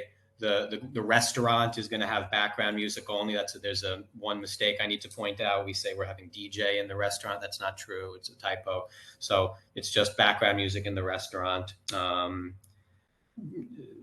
live music and the roof place you're closing at 11. So that's right. Okay, anybody? Yeah, I don't want to give a hard time when Go Work is done. I make a motion to approve the Moxie Hotel. Second, anybody? Second, Eric. Okay, all those. Anybody opposed to this application? I think we all approve this. So. Damn, Ash, you got me approving a non-union hotel.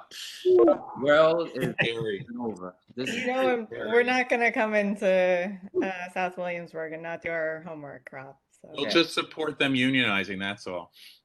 I was about to say the same thing, Tom. Not that, Ma. I read a little bit about the Mox. It's cool. Congrats. Next one up. We're going after Thank you, Marriott for years. Marriott's unbeatable, it seems, but we'll keep going after them. Yeah, we just gave them the license. Now you got the special. Now you got the special use permit. So. Now we got the next. Thank you, everybody. Happy to give anyone a tour at any time. Yeah, I'll reach out to you, Max. Max, I'll probably reach out to you really quick. All right, no problem. All right, thank you. Good night. Now the next postponed item was Vantage Point, which is 1 Oak Street. So I have dug up an application from October 21. Is there something more recent than that? Anybody? Committee? There should be one because that was withdrawn and the new one should have been submitted. which I just because I dig through my mail and I try and find whatever I can find. And let's talk to our friend. What's her name? I forgot. Are you on the call for One Oak? and there's probably speakers here on that as well. Yeah, but I don't even think it's a One Oak applicant. One Oak. Is anybody here? You know, I could have sworn I saw an email if they weren't sure if they were on. So, One Oak, are you on the call? I could have sworn I saw that email if they weren't sure if they were on or not. So we're gonna have to assume. I'll find. I have let's see. I have an email from March 29th from them that says, which I'm trying to open. What the hell was that? Whoa, that harsh. That one is the one that was emailed to us on March 29th. It still has a date on the application front page is 10/7/21. So I don't know what's going on there. So there's nobody here. Are there speakers about it? I imagine there is. I think people are trying to. Jerry, were there speakers who signed up on one I street? only had the 6 speakers for 211 Nassau. I have no other speakers signed up. Okay, great. Thank you. Thank So you. I don't know what happened. I don't know what's going on with Vantage Point. Can we move on from them a minute? Yeah. So for the folks I that have have a question, Rob.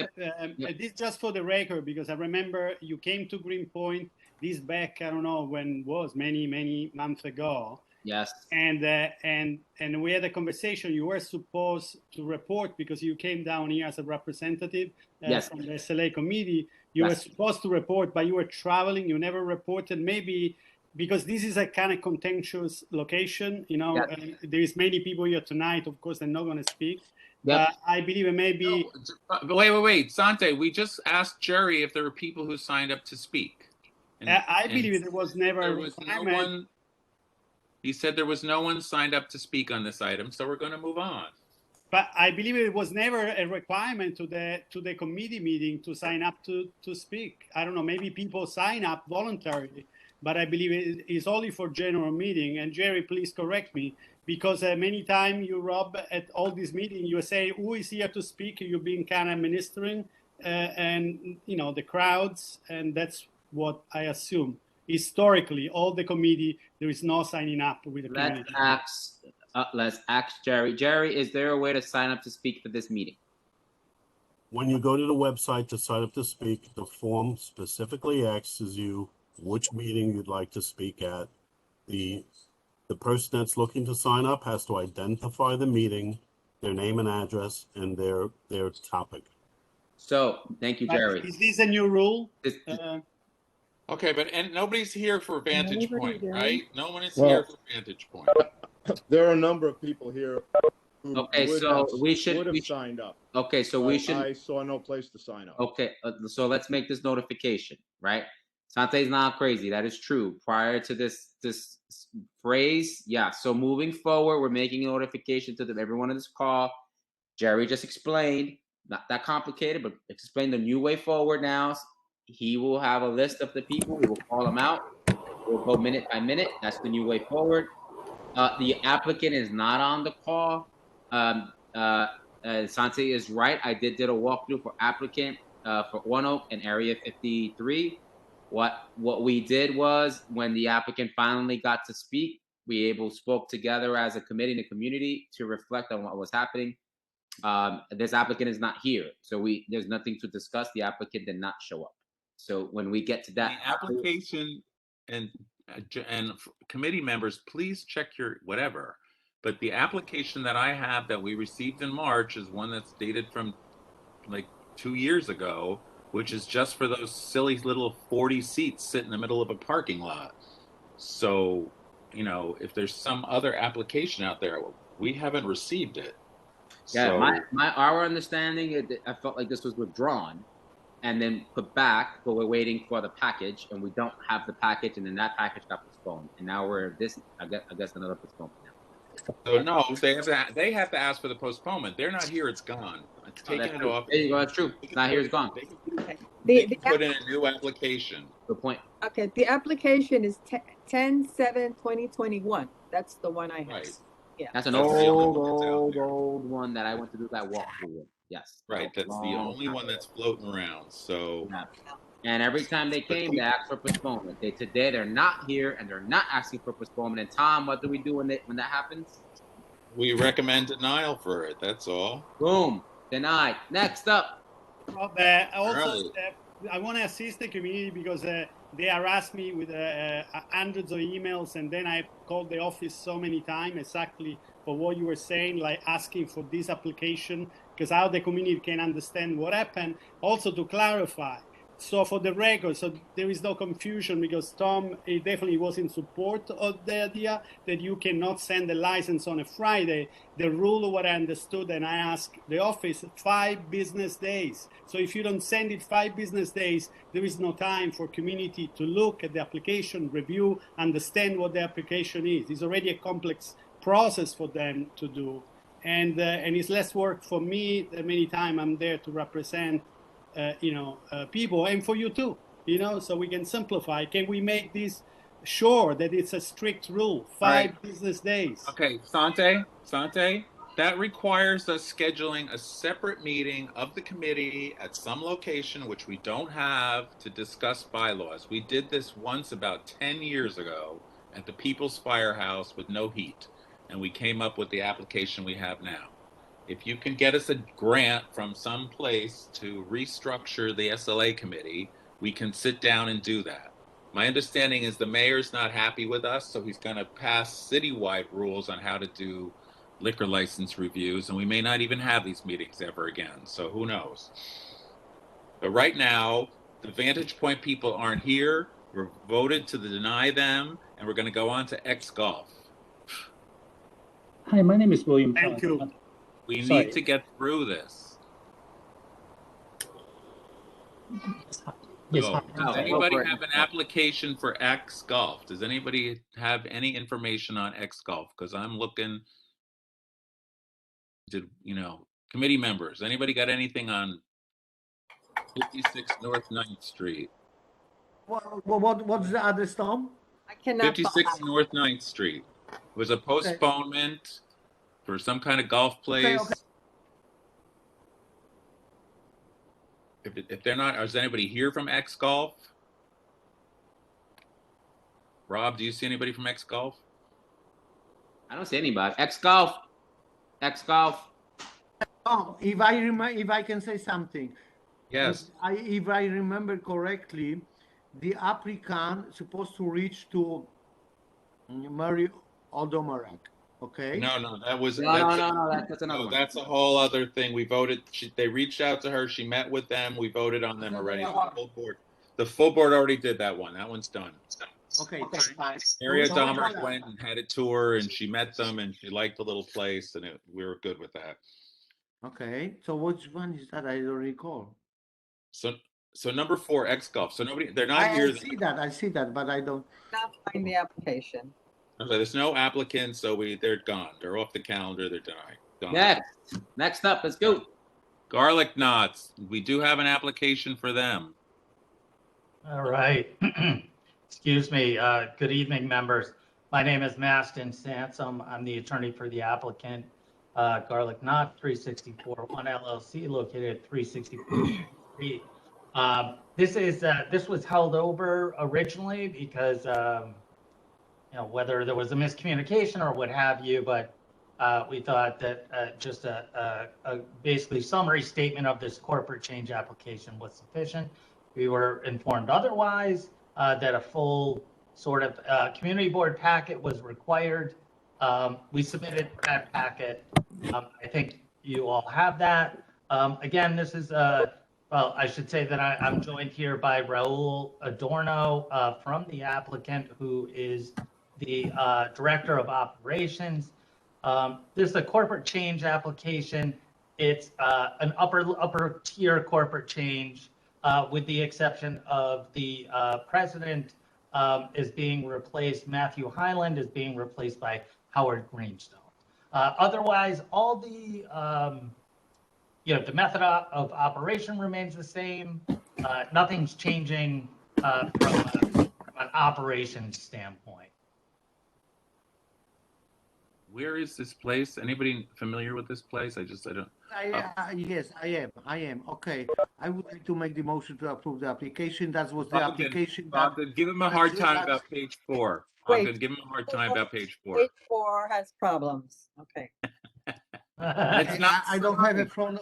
I don't have in front of me the application, but the application was like two months ago, and there was that issue that is supposed to submit some additional documents. Okay, and then we were satisfied with that, in my belief. Application Right, was it's just a corporate change, but the thing is, mine Yes. isn't signed. I need a signed page. Yes. The application I have isn't signed. Tom, if I remember correctly, between me and you was asking me if we are satisfied with the documents that they supposed added to the application, and I believe we did. So I would like to make the motion to approve that. Well, but Bogdan, I just am making sure that they send me a signed page, because there's no I on don't my have any- application. because that was first time like 2 months ago, if I remember correctly. I would like to ask the applicant. Yes, that's correct. No, they just sent a description of the corporate change, and we made them do a full application. So we now okay. have a full application. It's just not signed. There's no signatures on it. I That's all. understand I you just from need. what you're saying. Okay, but I would like to ask the applicant. Okay, the first time that you approached our committee, that was like 2 months ago? Yeah. Okay, thank you. And then they're supposed to submit the application, but I don't have in front of me now the application. Oh, you don't? Oh. Let me look in my file, but generally between me and you, we were satisfied with the process that they supposed to do after our request. Right, but I just need a signed last page. I think the reason why it wasn't signed is because we wanted to have this meeting first, because it does say applicant agreement with the community. But I'm just wanting to make sure that we're all in agreement. If we are, we will sign that, have it notarized, and I'll send that over to you tomorrow first thing. Yeah. All right. So on deck, you have Gina and Julia Foster. Oh, Julia lower her hand down, but you have Gina with her hand up as a committee member to speak. Tom Burrows. Okay. Oh, Gina, go ahead. I want to clarify. Page 4. The application is dated 4/18/2022. Page 4 has all hours of operation. It doesn't have the hours. It just music, kitchen, and outdoor space says all hours of operation. So that needs to be clarified. All right. So do a new page 4. Okay. Fill in the boxes so that it says 11 to 12 in every single box. Okay. All right. Thank you, Gina. Thank you, Gina. All right. Wait. Ashton was trying to sneak it in. We see you, sir. Wait. The outside seats. What are the outside seats that you got in there? What is that? Let me see here. What? Well, there is outdoor space. Yes, but where did you get them from? Maybe the outdoor space. I'm not exactly sure what you mean by where. Well, did the DOT give you permission to put a shack in the street, or did you have a sidewalk cafe? That is a question. I believe that it's I believe it states in the application that it's through the open restaurant program. So take off the outside, blank that out, okay? Okay. We don't approve that. The DOT approves that. We don't have a process to support that. So just take that out. Fill in the boxes with the hours in every single box. So send me a new page 4 and a signed page 6. Okay? Sounds good. I would be happy to do that. Everybody? Yeah. Yeah, all committee members, hands are down. Thank you, Gina. Action page 4. I second Bogdan's motion. I second. All those in favor with a new page 4 and assigned page 6? All in favor? Yes. Aye. All right. Okay. Excellent. Thank you. Thank you very much, everyone. Have a wonderful night. All right. Element 88. They were meeting with the people of Withers Street today at 5:30, and I don't know if there's been any kind of finishing up I think the neighbors still have an issue with their hours and their vision. But is anybody here for Element 88 that went to that meeting? Or are you gonna postpone till next month? Nobody here from Element 88? All right. I want to say I read an email where they were like, we have to meet with them, and we're not. Yes, they met. They were meeting with them at 5:30 today, so maybe. But I think in that email he meant like we're gonna have to meet next time because we're meeting with them. Okay, so we'll postpone it. Yeah, we should postpone them because they're meeting with them. Yeah. Because Lisa Bamonti set up the meeting and she let me know they're meeting today. So yeah. Okay, so we'll do a postponement. On them for sure. Yeah. All right. And 759 Richards, no one showed up, so we're gonna deny that one, and they can come reapply when they figure out what they're doing. Yep. Okay. Yep. All right. Back to the top, gang. Up to the top. Number 1. 94 North 13th Street. 94 North 13th Street. Yes. Good evening, members. Here. I don't have the application, Tom. I couldn't find the application. I'm looking. I couldn't find the application. Did you come in did you send your application in? Do you know when? Yes, it was sent early last week by Max Bookman, who's our attorney. I found it. Max, you found it? What was it called? It was called WWVH Bar. Okay. On what date was that the application was sent? It's dated, submitted. April 19th. April 19th. WVH Bar LLC. All right, who's here? Hi. Myself, James O'Hanlon, and my partner, Yanni Hayter, which we are two of the proprietors of the venue. All right, so Hayter and who's the other person? Hanlon. Okay, got it. Go, tell us. So we are opening a new lounge tavern with food at 94 North 13th Street. It is a subterranean venue located underground beneath the William Vale Hotel. 128 seats, 38 tables. We have one current bar. This was a venue that we took over from a prior operator that closed during the pandemic. They were halfway through their build out. So there is currently one bar, and we are currently in our construction documents planning for a location for a second bar, which is why we have two listed on the application. Our hours of operation will be from 12 p.m. to 4 a.m. We will have no live music, background music and a DJ, no outdoor space, no rooftop. It is beneath the William Vale, as I mentioned before, so very densely populated commercial area. Is it in the structure of the William Vale? The William Vale Hotel has the retail portion where the suit supply store is. So it's below the suit supply store. The hotel complex is where the lobby entrance is. So it's a separate entrance completely from the hotel through elevators to the lower level, disrupting nobody. The entrance is to the courtyard. But it's right outside the lobby. It's within the structure of the building. Correct. Correct. Yes. Right. Okay. Right. So to get into your space, I was just there. You have to pass by Eastland Company to get to you. We do have two methods of entrance. One will be used as our main entrance, which is in the courtyard opposite the lobby of the William Vale. And then there is a North 13th entrance, which we included a picture of in our application. That is going to be used as our exit, as well as our entrance on Monday, Tuesdays, and Wednesdays. And that entrance on North 13th, you have to go down 2 flights of steps when you walk in to get into our space. Yep, got it now. Thank you.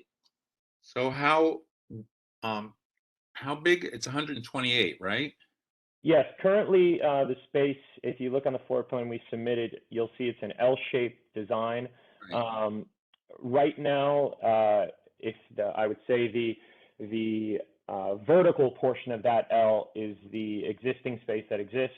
We are next to that vertical portion is an additional 10,000 square feet of unused William Vale space that we are taking an additional 1,700 square feet, which is how we formed the L shape. The prior operator that we took it from.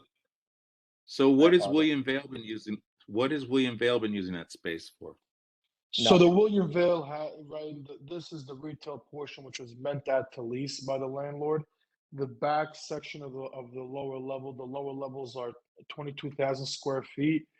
5,000 square feet of those 22,000 square feet is servicing the back of house of the hotel, of kitchens and liquor room for the hotel, and the rest of it is retail space to be leased. All right, stop. It's like there's two different voices coming at me. Okay, you said that part of the L was William Vale. All right, so the William Vale has a hotel liquor license. So how's the SLA going to look at whose space this is? Let me make a clarification. The space has nothing to do with anything with the hotel other than it's in the same building. It's two different owners. It's the same landlord, but two different entities. Service in the bar. The food service is coming from the hotel. They are supplying the food to us. But again, this is not part of the hotel amenities. So the question I originally asked was, what is the William Vale using that space for? Currently, this is the retail space that has been vacant since they opened the hotel. So they're not using it for anything. The answer to the question is they're not using it for anything, right? Correct. Currently, it is not in use for anything, yes. All right, that's not a hard question, because I'm just concerned that if they were doing anything alcohol related with their hotel liquor license, then you got to figure out with the SLA, like where the boundary is. That's all. Mm-hmm. You know, who knows what the crazy. So question for me, because we got Tom's easy answer done. Nothing. So now you are the new operators for this space. You are your own entity, and you need a liquor license to provide liquor in the space, and it's full liquor, and your hours of operation is like the hotel to 4 a.m. Correct? Correct. Yes. Oh, okay. That's my question. Open it. Look, then my other question was that the number of people, you got people in the hotel. Is there going to be a line outside? Do you expect the line outside, and how are you going to control that? And how does that relate to the hotel lobby? You know, you said you're opposite the lobby entrance. Is there going to be any conflict? Have you worked out a deal with the hotel about crowds in the lobby? Yes, we've had multiple discussions with David, the GM of the hotel, with regards to this very topic. We do not anticipate an outdoor line with the type of venue that we are going to be opening. This is opposite the courtyard on the opposite side of the courtyard where the lobby of the William Vale Hotel is currently located. It's on the retail portion. So you have to actually take an elevator down to the basement, where there's a very long corridor that you have to walk down to actually get into our entrance. The hotel has made it very explicit with us that it's in both of our interests that we do not crowd that courtyard. We do not have any lines forming outside. So we do not anticipate that happening. Okay. And that long hallway is fire department okays? Yes, we have our egress is approved, and we have two means of egress, and it is a coded legal corridor currently. Okay. Okay. Anybody else? No, I think it's fine. I make a motion to approve. Anybody opposed? Tom, before we vote, we don't have a problem that this has to be presented to the full board because it's 350 people. That's the C of O. They're only going to open to 128. Correct. Okay, that's fine. Thank you. Yep. Okay. Anybody opposed to this? Okay, I'm recommending approval. Yes. Second that motion. Yep. Yes. Okay. Thank you. Hey, good luck, James. Good luck, sir. Thank you. Thank you. Bar at 66 Greenpoint. Anybody got anything on that one?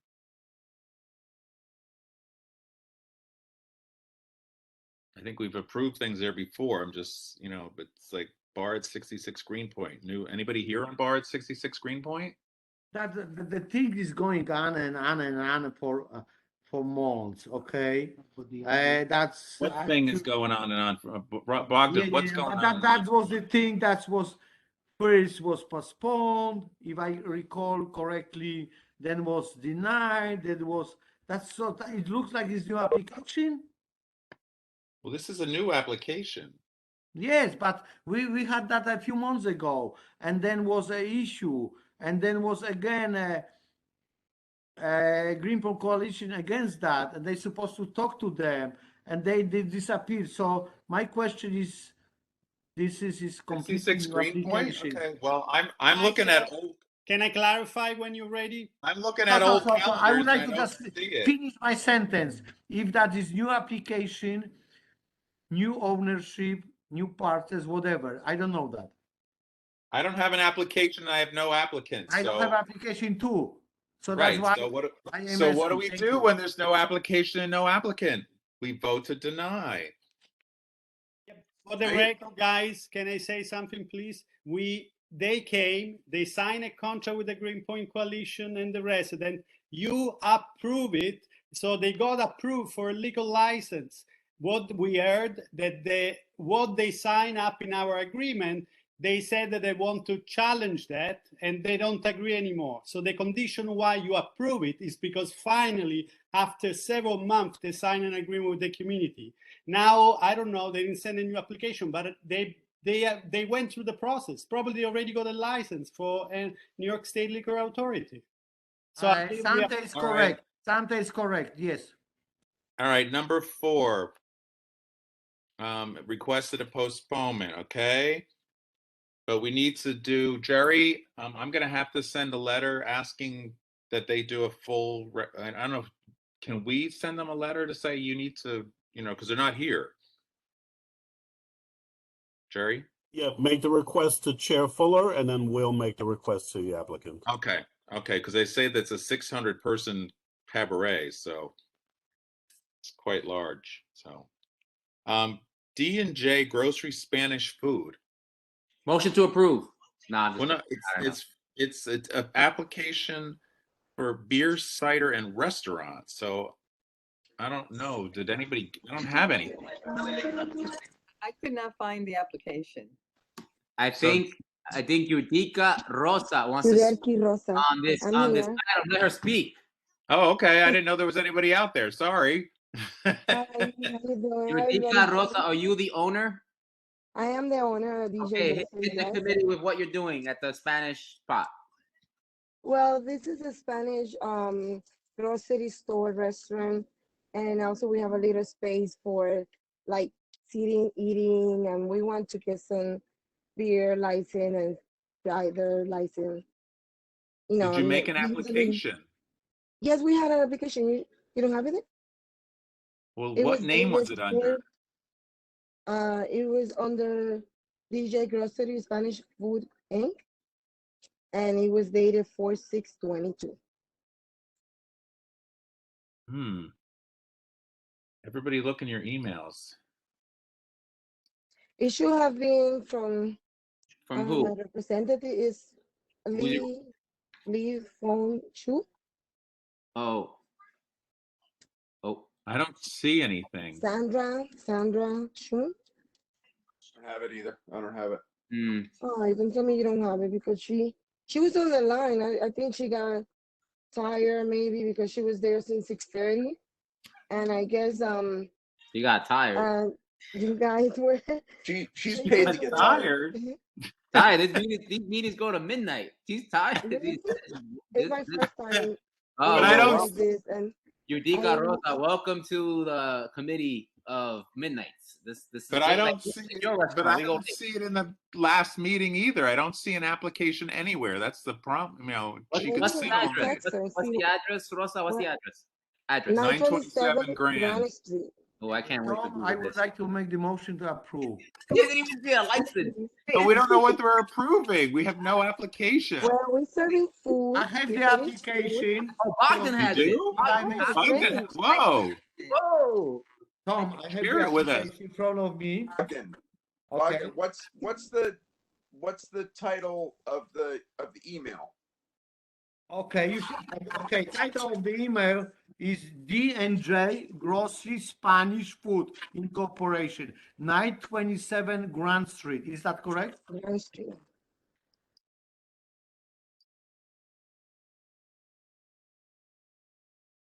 I don't have that in my emails. I think I found it. Yeah. Oh, thank you. I think there's a lot of things here.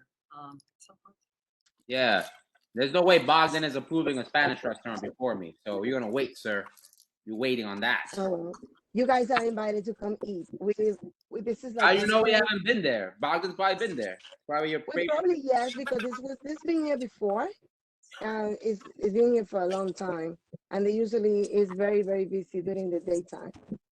The people love the food here. Bogdan, can you Basically, send it? what I would, Tom, Bogdan, if I can may you send speak. it to the rest of us? I'm sorry, I didn't hear what you said. What you I said? have it printed. I have a paper. Felix. Basically, that is D&J Grocery Spanish Food, 927 Grand Street. Okay, the owner, and it's just one owner, Mrs. Rosa. And then additional owner actually is Andres Guzman. Andres Castillo, that's my husband. Yes, Yes. okay, that is one thing. Another thing is Eating Place Beer. And the hours of operation of that place is closing hours is 12 a.m. I'm sorry, may I speak, please? They don't have outdoor space. The space is for 20 person. Number of seats is 13. Table 7. So basically, it looks like for me like it's a Spanish grocery store with the place that they're serving a beer. Excuse me, bodega. A bodega that serves beer and food. Speak correctly, Bogdan. Bodega. Bodega, restaurant, dining. But how did Bogdan get the application and none of the rest of us I mean, did? he read it, so he has to have it. He actually read it. Bogdan's a one-man show. Did you, Durkee, go and give it to him personally? No, I didn't. Paper version. Gina's asking about page 4. No. Page 4. Okay. Page 4. That I Page have. 4. Basically, they operate until 12 a.m. Okay, with music is okay. All the boxes are filled. Though it's not outdoor space. The number of Okay, Bogdan, we're good. Hold on. Gina has a question. Gina, go. Like that. Look, she did send the application, and it's very thorough. Yeah, I don't know.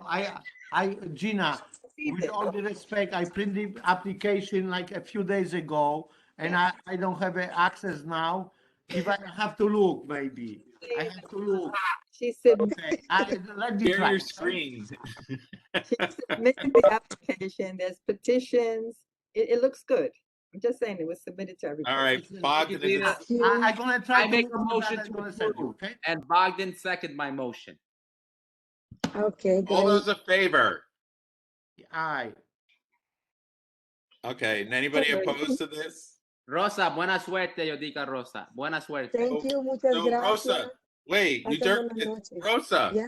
Yo diga Rosa. Can you get your person to send another one to an application to the office, or Bogdan, can you scan it and send it so we have it for Sure. I will. just have her resend it. Absolutely. I gonna go to my office and find that, and I gonna send to all of you guys.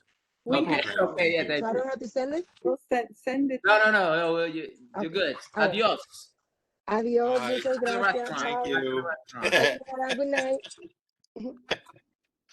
All right. That was good. I like those. Number 6 is Dorian Gray's. Anybody here for Dorian Gray's? Yes, can you hear me? Who are you? Victor Welch. Okay. I'm the owner applicant applying on behalf of Dorian Gray's Brooklyn LLC. Okay, we're really annoying here. The first page, you didn't See put you. your first page, you didn't put down applicant name or location. So try and fill out everything. So you're the owner and the manager. Owner, applicant, yes, and manager. So, right. what is your name? Victor or Anthony? Victor Welch. Okay. So tell us what you're about. So, yeah, we're looking to open up a spot at 949 Grand Street in the old King's Tavern spot. We're hoping to operate from 2 p.m. to 2 a.m. We have an outdoor space. It's a backyard. We will operate that under your stipulations. If you need a point of reference as to how I run a bar, I also own a bar in Rob's neighborhood called Propaganda on Bedford Rob's Avenue. being silent. Okay, Tom, do you have the application, Tom? I have the application in front of me, and Okay, I have a few questions. Gina. I have the application. I have all the. Look at page 4, Gina. Yes. Okay, I have a few questions. First question is that the boxes is not fill up completely. Okay, that's question number 1. Because it's like music and kitchen, you see what it is, okay? Yep. Where is box music? We don't know what that means, okay? Oh, sorry. Cut you. Okay, that's number 1. Number 2, okay. What's the outside space? Because you have a backyard. Yes, it can't be open until 2 a.m. It has to be 11 and 1. Yeah, and they have a backyard, not the space that they can put on the street, sidewalk cafe or whatever the new rules after pandemic, but they have a backyard. Yes, and our stipulation is the backyard is 11 on the weekdays and 1 on the weekends. So you can't have 2 o'clock across the board. That's number 1. Number 2 is outside, that's been backyard. They have 30 people. That is a lot. Thank you, Tom. Well, no, but so the page 4, the boxes have to be filled in. Now, what does the slash mean? There is no kitchen, or there is no a kitchen? No, just a prep area. All right, so scribble under there, prep area, but then you have to put like music. What kind of music? Background? Crazy yes, music? background music. All right, but you got to put in 2 o'clock to 2, and your kitchen, and then the outdoor space can only be 11 o'clock weeknights and 1 o'clock on the weekends. So correct. you Can I put ask a down. question? How do I put down differentiate two- that on the form from my indoor operations? So that's There's why a line. Oh, there's a line of outdoor space, and you filled it in as 2 p.m. to 2 a.m. So you just have yes, to make it. that was my mistake. I apologize. So you got to fix that. Yeah, all right. Will do. Right, Gina? Anthony, that's the only excuse I can see for you is because I see you fill up the application by your own. You did not use the lawyer. Is that correct? That is correct. Okay, so that is kind of good for you. Okay, because you don't want to But where's spend the money. petitions? We're looking for the petitions because there's Okay, a now the petition is not the petition is the petition is not very well, but the I am very much concerned because I look into the pictures when they have a backyard, okay? Yep. And in the backyard, when you sit home and all the members of the SLA committee is 30 seats, okay? 30 people outside, that is a lot. That's my concern. And they're picnic tables, which mean more people can sit at them. Absolutely, that's my concern. Besides And the boxes that is not filled up, the application is not filled up correctly. The applicant seems to be okay, but the application is completely incorrect, and the backyard, 30 people, that is a lot. But Rob, is Rob out there? Because supposedly he should know propaganda or something. I don't know. Was that the name of the bar? I'm here. What's up? This person said you know his other bars. What's the other bar? It's Propaganda on 360 Bedford. Hold on. I think I do. Guilty. It's next to the real estate that's on the corner of South Fourth. Oh, I do know that spot. Yeah. That spot is fine. Yeah, well, this guy's gonna have a backyard with 30 people in it, so we got to make sure it's under control. 360 Bedford. Yep. They've been fine. They've been working. Yeah, you just have to make sure you're following our rules of operations. You're gonna sign that SIP, right? Okay, just sign that SIP. And he has to correct page 4. Page 4, and You gotta correct page 4. and I don't see the petition for signatures. The petition. They're at the end. At the very end. Okay. Okay, let's check them out. Now, is that a new? Is that a new? Gina is that and a new Robert, building above you? Gina, I'm sorry, Tom. I apologize. Tom, Gina and Robert, can you sign? Can you check the signature? But again, my question is 30 people on the backyard. I saw the picture of the backyard. Doesn't look great. Let me check. Need to have some kind of sound. The fences are high. There was a bar there before. How long did the bar operate there before? 4 years, 5 years, I think. So, Rob, King's Tavern operated there before? Rob? I'm here. It's Grant Street, 949. I don't know where that is. Hold on. It was King's Tavern before. I don't know if you're familiar with that or not. 949 what? Grant Street? Yeah. Give me a second. Yeah, it's very industrial in that neighborhood. Well, there's apartment buildings right behind you. That's who we're worried about. Those windows behind you. So like you've got that terrible grapevine held up by a pole. That's pre-existing. Yeah, we plan to change. No, but I mean, if you had an arbor that had the grapevine on it that you put sort of that wavy plastic on that sort of kept the sound inside your backyard, it would be better. Or if you had big canvas flies or umbrellas over those tables that keeps the noise down to a dull roar. And I'm not thrilled about that smoker way back in the back corner smoking out your neighbors. Are you going to be cooking in the backyard? No, that's from the old operation. That's not part of our operation. Okay, and what goes on in that shack? Is it the Love Shack back there or what? It's a storage shack.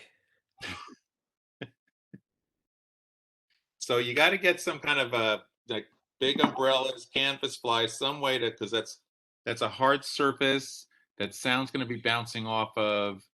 I get that you're going to close at 11 during the week and 1 o'clock in the morning, but absolutely prepared to do Tone it any down sound back there. attenuation that we need to do. but there was a bar there before, so. Correct. And what were their hours? And did they use the backyard? I honestly don't know because we're taking over the space. I don't know how the old bar operated. Okay. Bogdan? Yes, for me, everything would be okay because it looks like it's fine if the page number 4 is going to be fixed. And as far as the backyard is correct and the fence is high, that's okay. And we just have to fix the hours of operation outdoor space and correct the number 4 of application, then I am fine. I am in favor to approve the application. Anybody opposed to this application? Okay, so fill in the boxes on page 4. Come up with some more. I see you're doing soundproofing inside your place. Yes, absolutely. What, Arthur? I'm gonna be second on the motion. Okay. Okay. Thank you, Tom. So, I'm going to say we're going to recommend approval on this. Yes? Okay, everybody? Yes, Tom, yes. Yes, everyone's in. Okay. Moving on. All right, we're set. Under the condition that the page number 4 is going to be corrected. Will do. Yes, and sent to the office, AMP. Thank you, guys. Whatever those words are. Thank you. The next one is June Shine, which was... Anybody here on June Shine? Hi there, Harry Callahan here, attorney for June Shine. We have Forrest, who's the founder. Let me know when you're ready. Everybody, we do have an application. Tom, I don't have application. As long as I remember, 98 Berry Street, that is changing the places from one owner to the other and one owner to that's I believe that is crossing on Berry and 9 or 10th Street. Is that correct? That's Yep. correct. Yeah, pretty good, Bogdan. That's it. Yep. Yes. Okay. Fine. Yeah. So that's What? Old school. He's printing out the thing, so he's reading no, off. I have everything in my mind. Yes, I remember. Oh. Yes, so I remember that. So the place is basically the place is changing the ownership, in my knowledge, every 2 years. Is that correct, applicant? I'm not sure if it's. I don't know. Bogdan, Well, I think Bogdan means can we that look- it went from another Bogdan, business to your business My to your. paperwork says this is a new application that was filed on March 24th. So please. Yes, this is What a I new. try to say, there was always restaurant. That's what I try to Well, I say. don't get that this is a restaurant. Anyway, who's here? Greg and who else? No, Harry. Harry. Yep. Hi, Tom. Harry Callahan here. I have Forrest Dean, the founder of June Shine. June Shine is a hard kombucha. Sorry? Who's Harry? The I'm looking at attorney- the application. I'm looking at the application page, and I've got Greg Serraro, Keegan, Brian Comberdello, and Yes. I'm on the first page, Tom. Harry, attorney. and Warren Callion. There it is. That's my firm name, Tom. Harry. That's his government name. He likes to know be me, Tom. called Harry, Tom. Warren Harry. Oh, well, how do I know this? I don't go out of my house, I just live on a camera. I don't have this application. What's the subject line? The subject line was June Shine. On the email? It might have been entity formed by Forrest Dean. Yes, it was entity formed by Forrest Dean. They weren't sure what the name of the corporate entity would be, but it's June Shine is the DBA name, and Forrest is the founder. Did you find it? No, I don't know why I don't have it. We sent it on April 4th. Let me see. Hold on. Monday. It's an April 4th email. April 4th. Yeah, I can forward it to licenses if necessary. I never got it, but Yeah, forward it again to licenses one more time. Yeah, but then that means that Jerry has to go to another computer. yeah, no. But I'll listen in if I have any questions. Okay. Thanks, Eric. All right, never mind. Harry, back to the attorney rep. Harry, what's going on? Sure. So this is June Shine. June Shine is a hard kombucha brand. They are putting in a what? They're coming here to. Hold on, sorry, Tom. You said a hard kombucha brand, which I imagine in hard you reference liquor in the alcohol, right? So alcohol. kombucha. A hard kombucha brand, like we're branding people with a hard kombucha, like. We're Tom has entered the comedy hour of I love where we are. Okay, back to you, Harry. Alcohol and the kombucha for our committee members. So kombucha is a tea-based alcohol. It's a fermented tea. So they're doing. We're coming here because they're doing a brewery here. They have a brewery in San Diego. They're coming here and doing a brewery, and they're coming here to apply for the tap room. They also have some. Some full alcohol products as well. So they're putting in a tap room that's ancillary to the kombucha brewery, and they'll have some light bites things. Go ahead. Eric. Tom. Yes. So the description is typed: operating the premises as June Shine Hard Kombucha tasting room that can be included brewing and selling hard kombucha. Beer, wine, cocktails for on and off premise consumption, amplified music, food, and branded merchandise. That's their full hard type description. Yeah. But what's the off premise consumption? You just go stand on the sidewalk, or is it a take home? Well, because they're a brewery, they're permitted to sell to cans of their product to take home. They're coming to you for the on-premise portion, for the tap room portion of it. Perfect. What's the hours of operation? So they're 11 p.m. closing during the week. They have midnight on Wednesday, Thursday. Yeah, somehow Wednesday, Thursday became the weekend for them. I don't know how that happens, but Okay. And then 2 a.m. Friday and Saturday. The outdoor space, we understand you want us to be removing the NYC outdoor restaurants. That's what this is pursuant to. We can remove that.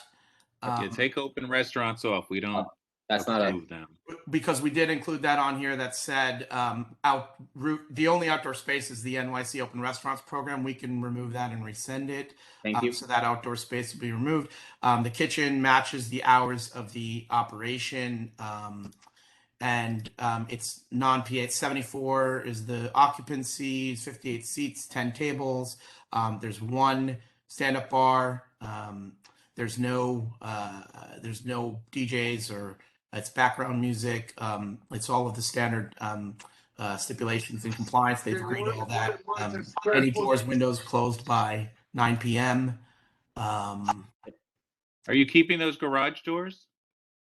That was my question. Yeah, what are you gonna do with the previous garage? What's gonna be there? Yeah, so we're planning to add seats. So it would be open cafe seating, and then we'd also have the kombucha brewery. So we'd have 2 small tanks where we're actually fermenting tea and creating kombucha in the back. My question is, do you have in that previous garage, do you gonna have there tables? What are you gonna have actually there? So it would be cafe seating, so lounge seating, small tables and chairs, as well as a kombucha brewery. So very small, about 80 to 100 square feet, with tanks for actually fermenting kombucha. I'm looking at your demise premises Exhibit A, which shows elevations. I don't see the garage doors anymore. I just see doors and windows. So if you go on the street view, the Google Street View, there's 2 big white garage doors on Berry. oh, on the photograph, but on your architectural drawings, it's this weird. I don't know what they are. How many spaces table you gonna have on the rooftop of the garage?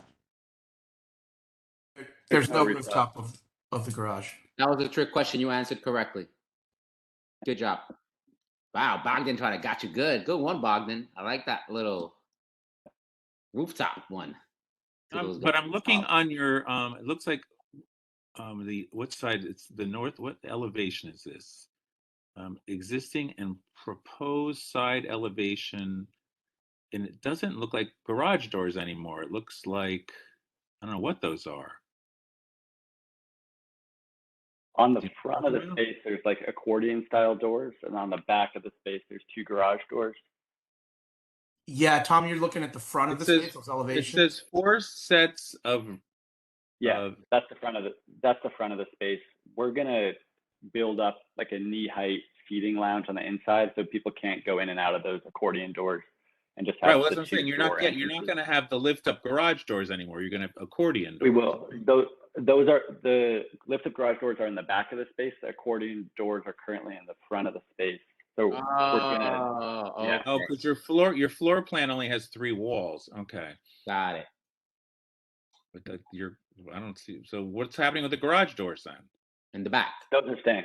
Those are staying, but we'll build a bar height railing back there so people can't ingress and egress out of the back to keep the flow through the ADA entrance. And then they're going to close according to our stipulation? Yes. Okay. Should I read this stipulation? I would add that we're a craft kombucha brewery. The door was always in the previous ELA, the Greek tapas. The door was always open. But I didn't even know that there was a Greek restaurant there. I would have been there all the time. It was. Greek tapas was called ELA, E-L-A. Yeah, didn't work out. Nobody ever told me it was there. So I never went. That's why it didn't work out. Is that I am correct? Yes or not? Yes, it was the Greek tapas. And they had Bob, I did not ask you. I asked the applicant. Oh, sorry. Yes, it was called Ella Tavern. Pictures. I didn't. Where is this? 9th Berry and what? That is right on the corner of Berry and 9, between 9 and 10 on the corner of 8 on the west side of Berry. All right, well, we're like having a lot of conversation here. How's the application? On the corner of Berry and Knight, right on the corner of Berry Okay, and okay, Knight. okay. But I don't go on that side. They send out alarms when I cross to that side of the BQE, so that's why I didn't know it was there. Okay, are we good? Are we good? Bogdan, you good with this? This is closer to you. You good with this? Yeah. Closer to you, isn't it? Where's it? It doesn't make any difference. It's that close to me or close to you. We are here to help the community. We are here to make sure our neighbors, our community is feeling okay. That doesn't make any difference if I live in Greenpoint, you live in Williamsburg. And you live in Williamsburg, I live in Greenpoint. We want to make All right, sure but everything their is hours the are. way to make I was just everybody joking, happy. Bogdan. That Bogdan. doesn't Right, mean right. that. I'm sorry. Please don't interrupt me. Please, Bob. Okay, I was joking, but go. Please, no, there is no time to joke. No problem. I won't joke anymore. All right. Question. I am not saying that. Gentlemen, Hey, get I on didn't with say the anything. I'm concerns of quiet. the community. I mute myself. Bogdan, the reason we say it's in your neighborhood is you're familiar with the street and what goes on the street what I and was what saying. people live Yes, around there. That's what. I is far. Actually, Far Bob away from you, though. closer. Bob is closer than I do. Of course. All right. I just make a know motion. the place. I just know the neighborhood. That's all. Rob, please, everybody. So I don't have the application, but I do have 3 emails in opposition. Oh, yes, and I have an email in opposition, but it's from last November. I have 2 from March.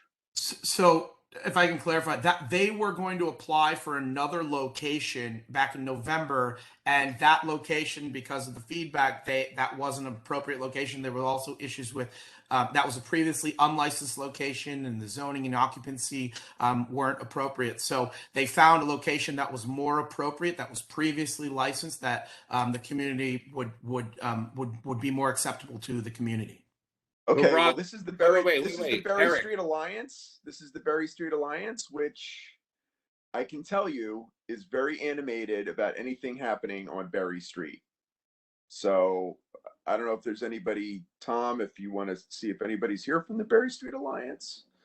But all right, the one that I got in November was for the 56 North 6th Street address. So that's moved. Okay, that's gone, right?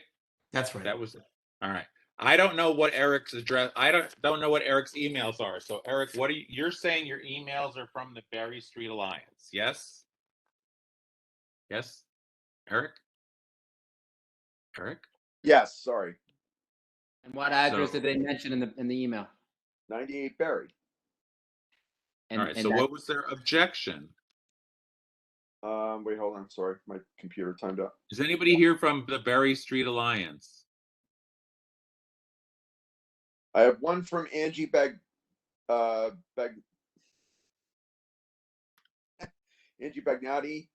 Bigliotti, sorry, who I know through open street discussions, and then there's another one from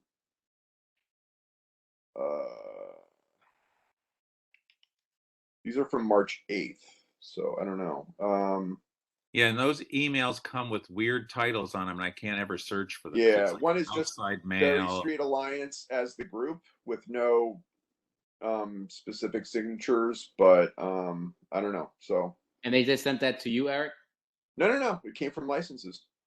I don't get any of the I don't have no. The thing about those is they come in with that weird title, outside external mail regarding the SLA review meeting. All right, Gina's up on deck. I want to just call that out. Gina's raising her hand to speak. No, I also got those emails. Oh, you did? Right, Okay. I don't know why I don't get those emails. I don't know why.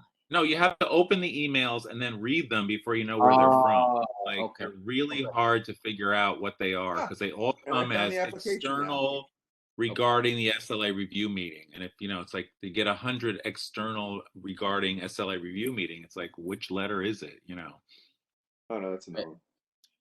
Anyway. Okay, so this was the place that previously had a license. It was discussed earlier on this call. No one's here to testify. I guess we did get that email Eric is referring to. The hours seem fine. I don't. I'm looking for the 500. Is there a 500-foot thing that applies here? You trigger the 500-foot rule, Eric? Yes. Oh yes, of course. There is all around restaurants. Yes, there's Very simple question. Yes, of course, there is 500 rules. Yeah, I was asking the applicant, but go for it. All right, what else we got? It looks like there's 11 active liquor licenses within 500 feet. Yeah, okay, perfect. Oh, Julia has her hand up. Go for it, Julia. I did not hear Eric read that letter. Did he read it? Oh, good No. one. Eric, sorry, back to you. No, I did not read it. I just said that I had it. I mean, one is short, one is long. I can read it if you want. The short one, please. Okay, this is from Angie Bilotti, who is a member of the Berry Street Alliance. Hello, I very strongly oppose a liquor license for 98 Berry Street. The area is currently saturated with bars and restaurants serving alcohol. Within a 1 block distance of North 7th, North 8th on Berry Street, there are already 6 of these establishments, plus a liquor store and several hundred apartment dwellers enduring an excessive amount of noise and trash from them and their clientele. They block pedestrian intersections. They attract buskers who loiter for hours on our doorsteps. The crowds, after a few drinks, harass us as we try to get into our homes or walk our dogs. They loiter and scream outside our windows. We suffer through the Bourbon Street atmosphere during COVID. A booze tasting room tavern occupying a corner of North 8th and Berry Street opposite 2 other bars is invasive to the community and not what we need. Please do not approve their liquor license. Thank you. And then Okay. the other one is similar but longer. Longer. Cool. Thanks, Eric. Yep. Okay, so before there was Ella, which had a liquor license, yes, but it was a restaurant. Yes, Yes. that's right. And you're going to have a brewery, but you're calling it a tasting room, but you're also serving cocktails from other places. And your DOT open restaurant, you're putting a shack in the street, or there's already a shack in the street? No, there's no what is that called? Parklet. Parklet. Just the sidewalk cafe. Sidewalk And cafe. again, those will be the open restaurants on the whatever the open restaurants on the sidewalk. Oh, he's I'm sorry. Tom refers to For the rub- that as shacks. So you so Oh, yeah. is it in the street or is it on the sidewalk? There won't be any I shack. have a question. Sidewalk cafe, that you mean sidewalk cafe, that the pandemic church in the street? Because your place, how many feet do you have on Berry? Do you know? Because I know. How many feet do you have on Berry? From 9 all the way to the end of the garages. How many feet? I don't know. No, and you are the applicant, sir? I'm the attorney. Yes. You are attorney. There is anybody knows from the either attorney or the applicant, how many feet do you have from North 9 to the end of the garage, the second garage? How many feet is there? Because I can tell you. Do you know the answer to that? I'm sorry? I'm asking the client. Do you know the answer to that? How many feet there is on the sidewalk? You mean on the sidewalk or distance? A very simple question. From the Berry, crossing of Berry and 9th Street, where is the beginning of your premises, to the end of the garages, to the second garage? How many feet is there? On Berry Street, from the beginning of your premises to the end of the premises. How many feet? Berry Street's a small front, right? No. So that is 75 ton or 100 feet. That means No. Bogdan, I'm looking at a photograph, and the frontage on Berry Street looks like one storefront width. Yes. But it's the 8th Street side that's long. That's right. The 8th Street side is long. The Berry Street side is small, is short. Okay. Probably 12 feet or so. I don't know what that is. So the question, the issue is, Bogdan, is what's across the street from those garages on 8th Street? That's correct. And if they're gonna put the sidewalk cafe, which the premises is very long, that's gonna be a lot of spaces taking from sidewalk cafe, if they're gonna be approved, or they're gonna take the street to put a table on the street under the new rules, pandemic rules. Let's Yeah, call that. it's Thank you. It's Teddy's Bar and Grill across the street, and they have a large parklet. And Ella actually had parklets on 8th and Berry when they were operating. What is a parklet? Just an outdoor street restaurant shack. The parklets are those shacks you're talking. They're technically called parklets, but The yeah, DOT. shacks. There's no parklets here. There's no parklets. Some people call them parklets. In Santa Monica, they call them parklets, but Also there too. Okay, shacks. Can we just agree? I'd say this is it. Shacks for now, so that's the One question: Is it going in the street or is it going on the sidewalk? That's what I'm trying to figure out. Where the, If it's going on the street, it's not our committee anyway, right, Tom? If it's in the street, we can't talk about because that's not us. But if we don't give them a liquor license, they can't put anything. So that's correct. That's something else. But so is it on the Teddy's? sidewalk? Does Teddy's have a shack in the street across the street? Yes. Oh Yeah. yeah, I've seen. I'm Okay. sorry about Teddy's because Teddy's is not the business. Teddy's All has a right, shack. so are you planning on building it in the parking lane or on your sidewalk? So I don't think the outdoor is a important part of this. Well, it's a big issue for the people who live there because you're in the residential block. I think they're willing to do whatever the community wants and stipulate to that. Okay, there you go. I don't know what it is that you're doing. Meaning, with respect to they're willing to stipulate with the outdoor is not an important part of this business. That's not part of their. It's not part of their business plan. It's just an ancillary thing. It's part of the NYC. Right, but to give you a liquor license and you got those big garage doors and you're not making any money, fling them open and there'll be party time on the sidewalk because that's a big sidewalk. Okay, good point. Forrest, Thank you very much, Tom, to clarify the question. That's the concern. Forrest, do you currently have in mind to do a shack in front of this establishment as of right now? So no, we're hoping to open in this fall and the winter. I don't think a shack would do well in the winter. It's not a key part of our business. We want to do what you guys want in your community. Okay, so Tom, I have a question. What the neighbors would want is that everybody stays inside. That's their issue is that Berry Street gets closed and then the places then put music outside and it becomes like your bar is outdoors, not in your space. That's, there you go. Yeah, that's their crazy. They're willing to stipulate to closing all doors and windows in compliance with the community board stipulations, and then with respect to the outdoor, whatever the community board wants, they're willing to stipulate to, as a condition. Perfect. On deck, you have Julia Foster. Tom Burrows. Julia Foster has her hand raised. Yeah, my hand was raised, but Tom asked all the questions, basically because what Eric was reading. The community was complaining about all the noise. My question was going to be, how are you going to prevent them from being out on the sidewalk, making all the noise? They're already complaining about the other bars. Yep. So Tom already put it out there. Thank you. Yep. Hi, Santi. Yep, that's a good one. There's already going to stipulate that they won't put an outdoor shack where someone else could come in after them and put an outdoor shack on their own. So that's a good leap. Any other committee members? Committee, I see no more committee. Board, I do see a comment up hand from Sante. Go for it, Sante, for a minute. Now, just again, same comment I made before. I believe just the word of them saying what they're going to do or not going to do about especially the garage or the street, I believe is not enough because it's not contemplated this detail in our community board stipulation. I believe there always a written agreement, a support agreement with the community where all those things which are object of concern should be signed.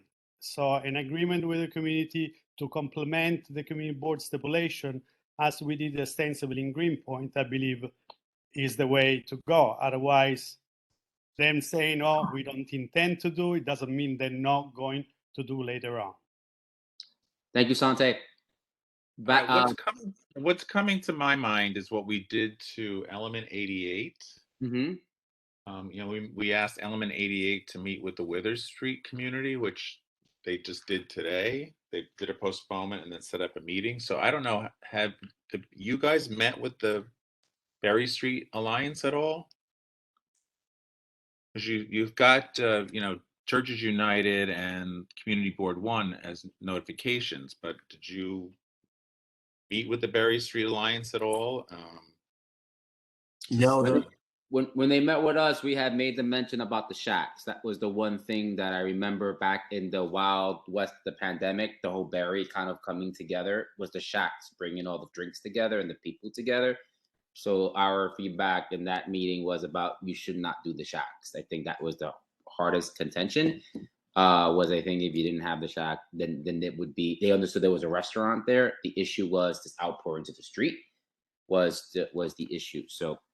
If I can also add the closing of the closing of windows and the doors by which is a stipulation by 9 p.m. was also I believe something that they wanted to see. I think they had more generalized comments. I mean, they were generalized letters, and so I think this addresses that. The closing of the no shacks, and also the closing of the windows and doors by 9 p.m., which is stipulated in the but I'm just my concern.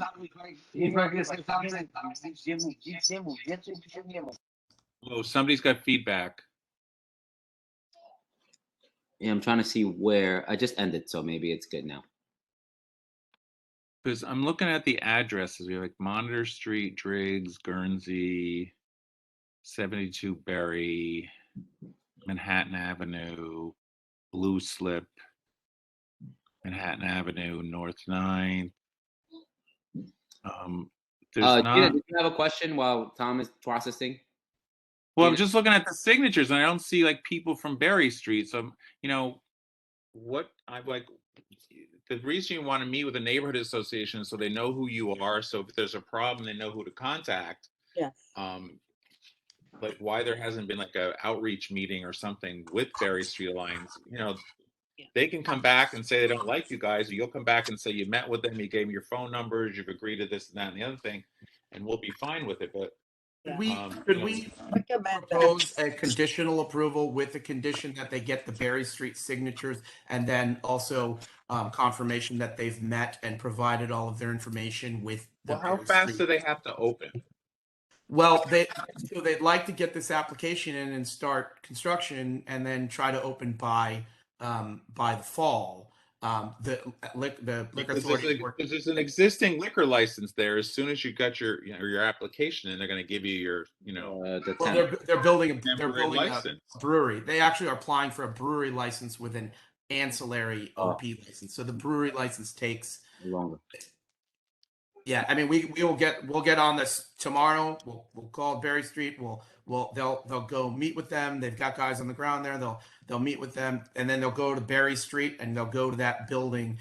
I mean, this is something that you guys have agreed to in the past. And again, if they don't fulfill the conditions, obviously, then it's at the full board where it gets ratified. Eric, do you have who the Berry Street Alliance people are for them to meet with? Mario Domerick.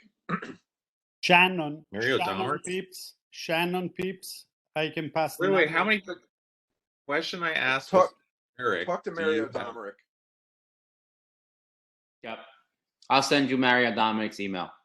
She's right there. She'll be pleased to hear you don't have the shacks. That was her. But anyway, you should meet with them and get that in a thing. Where does Mary live? Isn't she on North? She's right there. She's North 8th and Berry. I didn't want to. Okay. But yeah, she's all right. there. So you got to meet with. North 9. She'll tell you that a million times. Trust me. I know. I was yeah. She will tell you where she. Yeah. All right. So I support with a conditional approval that she reaches out. They reach out to Mario Dominic and share the no shack thing and any other like condition. Mary's fair. She's not gonna throw you. She's gonna just talk to you. Gina's raising her hand, so I want to make sure I see her hand wave. I think that's saying hi to me. I agree that they meet with the Berry Street Alliance. important because we do that with all Not just others. Mary, the Berry Street Alliance. I just said to reach out Mary Donovic and she'll connect them to the Berry Street Alliance. Okay, I didn't know that she's that person. I don't, you know. No, I'm saying she will. She lives there. She's that little rep there. She'll connect them to the right place. And yeah, Connect them with the Berry Street Alliance. correct, exactly. Yes. Okay, I All make right. that motion with that conditional So approval. it's a conditional approval that they're gonna remove the outdoor space. They're gonna follow our steps on the openings, and they're gonna contact Mary Domrick to meet with the Berry Street Alliance. I'll make that connection to make sure they do that. Yep. Francois Okay. Oliva was trying to say something. She has the hands raised for a while. Okay. Okay, Francois. Like I said, I'm not in the room. I don't know how to read hands. I was so, looking, you know. but when you're not on camera, it kicks you all the way to the end. Francis, go for it. Sorry, Francois. No, just a lot of the Berry Street Alliance are families, so it's bedtime right now. Yep. So I guess my question is the request for them to have a Not contract. changing my meeting time for bedtimes, please. I'm sorry. Tom, I've sewed multiple Halloween costumes and SLA meetings, so I'm aware. Thank you, Francois. Actually, the Berry Street Alliance is here. There is a representative, Shannon, is here. Oh, Shannon, did you want to say something? Sorry, I'm sorry. When you're all the way at the end, I can't. They should sign an agreement before they get approved. Sante, I have a motion and I have a second, Sante. But I appreciate your comments. But I wanted to hear if there's a quick comment from Shannon. Go for it, Shannon. Okay, we'll maybe there's tech problems. Okay, so conditional approval with the Mary Donovic and reaching out to the Berry Street Alliance of explaining the project and getting a letter. Shannon is here. Shannon, like the Yeah, we're asking Shannon to unmute. Shannon, can you unmute and say some You can words? contact them. Now Shannon is not on anymore. She's Maybe attempting. I saw the dropped. mic on and off. She's on. Oh, she's on. The mic is open. All right, we got to move this along, people. We can't go back and forth like we're either here or we're not here. I think she's there. She's there. Shannon? She's trying to unmute. She's trying to unmute. Okay. I agree. Sorry, he's going to party on his own now. He doesn't want me anywhere near him. Oh, that's cool. Yeah. It's a big boy. Okay, so Shannon, we see you. Your mic is Can't open, but we unmute. can't hear you. They have to meet with her anyway on our condition. Yes, You can Shannon needs unmute. to meet with them. Yeah. All right, All right, we next. have to move on, folks. Okay, thank you, guys. Oh wait, you have to do a vote on this conditional approval vote. Got me and Gina second, first and second. All right, the recommendation was a conditional approval that with them removing the outdoor space from their application, closing windows and following our stipulations about windows and doors and garage doors.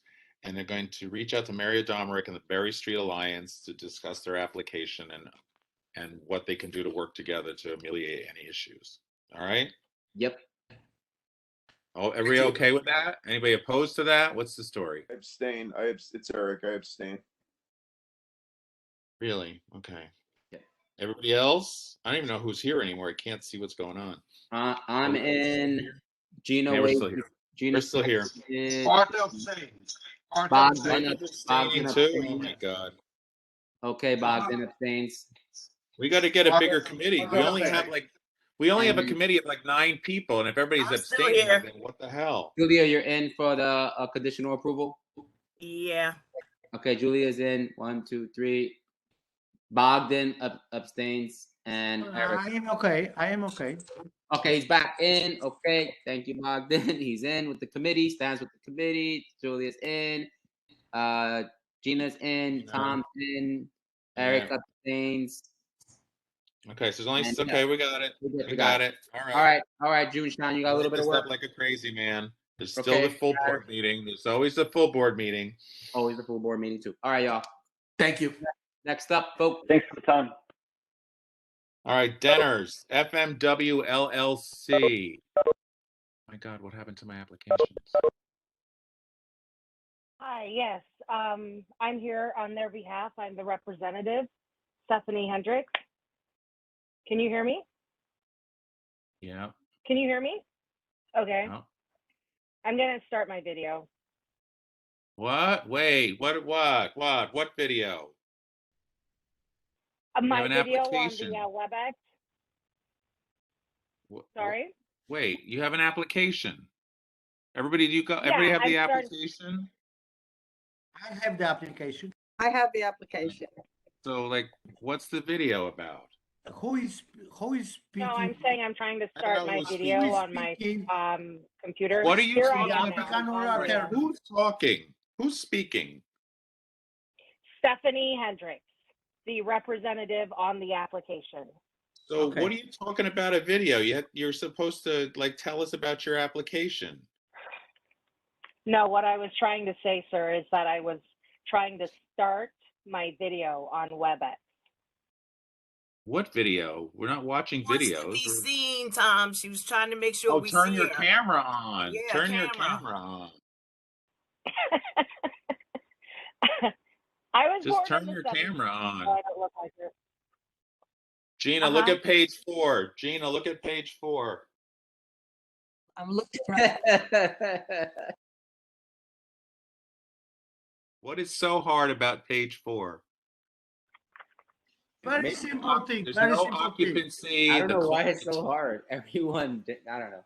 Okay, Tom, we have to go very quickly. Very simple thing.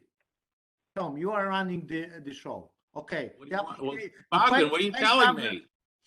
Page number 4 is not It's a correct. disaster. Page 4 is all wrong. Yes. I'm So, sorry, what's wrong Stephanie, with it? Dave, page 4 is all wrong. Okay, Where's page could you please 5? tell me why? Could you tell me specifically why? It's pretty obvious. Okay, I'm sorry. What's where is it? I'm sorry, I don't see what's wrong. So I'm if we could just pretend I'm stupid. I ask you a question. Are you the lawyer? No. Yes. Okay. I am the attorney. Yes, I'm the listen, representative you on are this. Yes. asking us what is wrong with the page number 4. I'm sorry. Page 4 is so- Look wrong. at the page number 4 and do the homework, and then you see what is wrong with page number 4. Thank you. So are we recommending that they come back another day? Well, excuse me, but I need your help because I really don't understand what's wrong. Please just pretend I'm stupid. I need your assistance because I actually did put time. Rob, into this. how many I'm hundred confused. people are out there? Oh, Rob left us. Oh no. Rob's not there. Well, I'm listening. How many other people are out there? Tons. We got tons. Because we're getting to the end of our list. I don't know, like. But I don't understand. I mean, what's the issue on page number 4? All of the questions are answered. No, they're not. You've asked questions. They're not answered. Rob, Tom, can you explain the applicant lawyers what is wrong with number page, please? Well, I want to know how many applicants you are out there because I got to time this down. All right, let's So just. are you referring to the occupancy? Well, we're Stephanie. Let's take a moment. Give Stephanie a moment and reflect on our application. We'll keep going, and then we'll come back quickly to Stephanie and see if she can figure out what was wrong because we do have other people that have. Oh my God, this is unbelievable. Stephanie, stand by. We'll see. We'll come right back to you, Stephanie. Next up on the list, Tom. Fried Rice Brothers. Rice Brothers, are you here? Fried Rice Brothers. Fried Rice Brothers. I like where this is going. Fried Rice Brothers, are you on? I never saw an application. It looks like a wine, beer, and cider, but I don't think I they're never on saw though. an Fried application. Rice Brothers, are you on the call? They are not. Sorry. Okay. Next. Isla and Company, Williamsburg, LLC. Isla and Company. They were approved. They were approved. We did that one already. Yeah. All right, so I don't know why they're on the list again. Does anybody remember when you approved them? Well, last look it up month. Last month. To February 27th.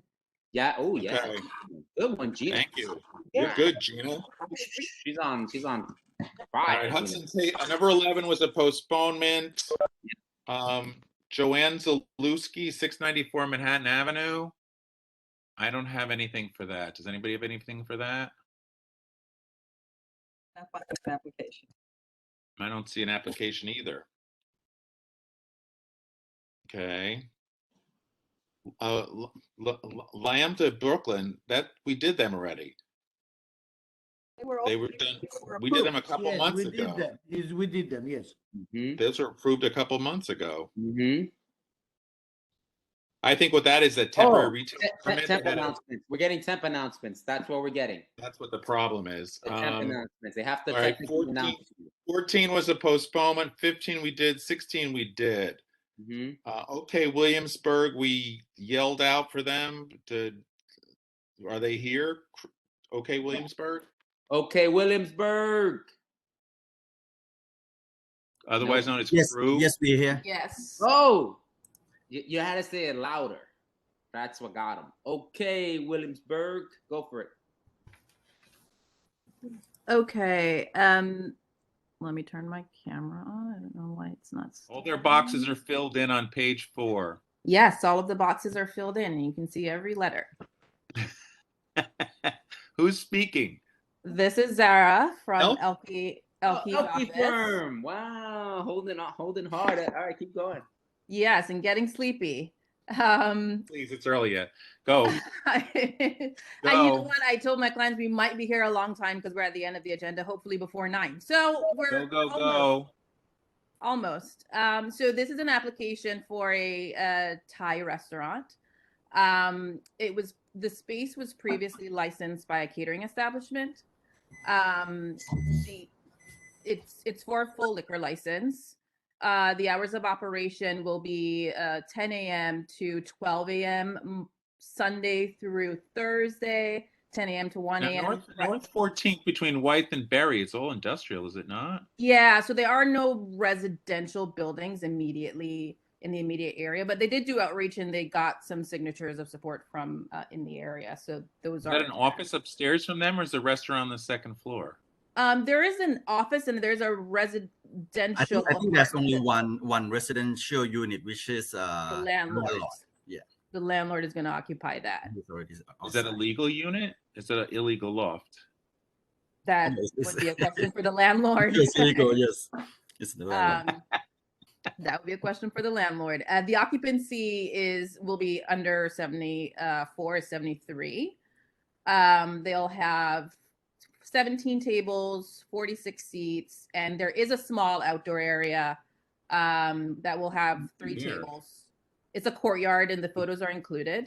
It'll have 3 tables. I see it, and it's like surrounded by building. Yeah. Actually, it's like in the middle of our own building.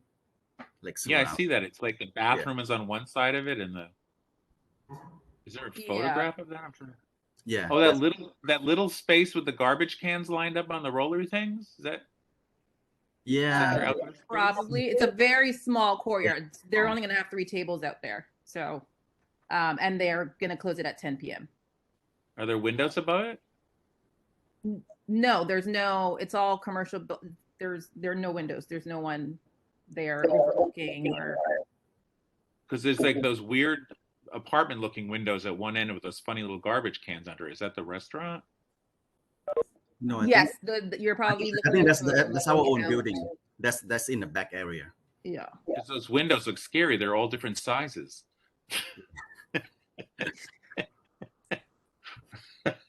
Like somebody pasted together that place. The food looks good. Thank you. And the team can tell you a little bit about their concept, Jeffrey.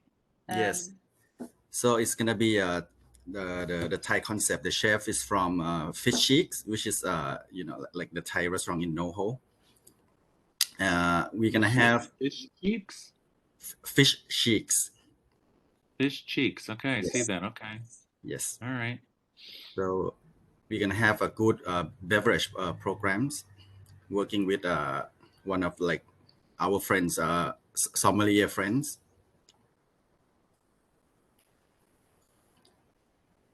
Anybody having any? Has anybody got the application? You look at it. They got interesting food, serious cocktails, scary outdoor space. I wouldn't want to eat out there. It's kind of cold. Needs a little like lightening up with plants or something. I don't have the application. I have just question to the applicant. Is that all the boxes are filled in. Yeah, yes. Okay, I have the question to applicant. That is the place when used to be a plumbing supply store? No, it was a catering No. establishment before. Okay. Okay. I'm not sure where the supply store was, but It's a weird aluminum fronted, strange industrial building.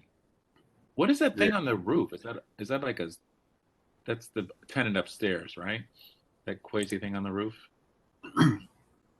The bamboo shield on the roof? oh, Yeah, I think that's the landlord. yes. Okay. You're not going up there. You're staying in that little. No. No, they're ground floor. Okay. And what's with that garage? Is that a garage door? The orange door you're referring to, or No, the big door. Is the that a glass roll-up door? garage door? Yeah, it's a Yes, garage. it's a garage door. So are you going to put tables out on that little No, checkerboard? No, we don't have any table like in the front.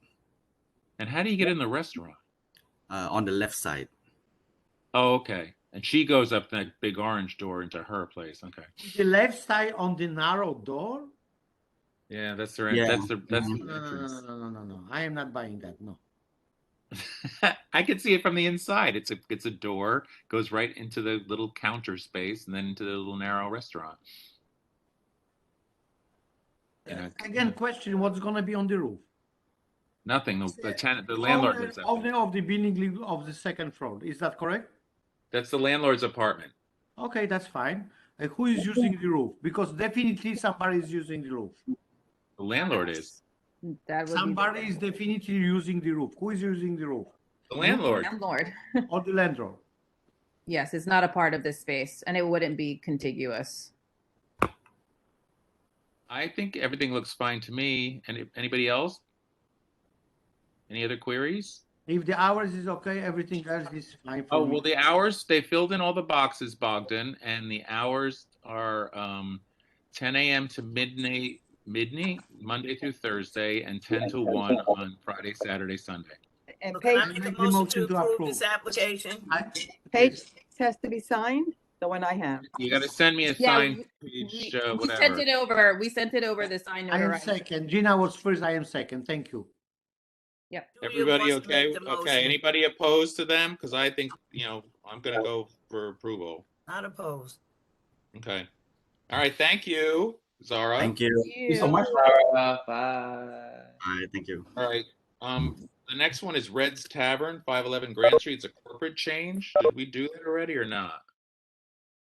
We had a corporate change already, but it wasn't this one. No, Anybody no, here? not this one. We didn't process this one. Right. And I had no paperwork on this one. Did anybody have paperwork on Red's Tavern changing I their don't have ownership? it. I was looking for no. I do not have. Yeah, I don't have it in past months either. So Do we have applicant in the room? anybody here from Red's Tavern? No. Nope. No applicant. You know what I do with those. Deny. All right, and 19 is the same as the postponed one. Okay? Yep. 19 is the same as postponed number 3. So they're not here. So we're done, except for the renewals. Tom, 19 is number 3 on postponed list. Yes. So, but it's adding a temporary permit notice. That's what it's doing. Is there an existing liquor license on that slab? You have, hold on. Sorry, I don't know. All right. Back to Denners. And we have a hand raised from William. William has his hand raised. Yes, hi. I'm sorry. My name is William Chung. I'm not on the agenda. What happened was that I represent Shaken Crab on 1045 Flushing Avenue. We were here on October, and it was approved by the committee.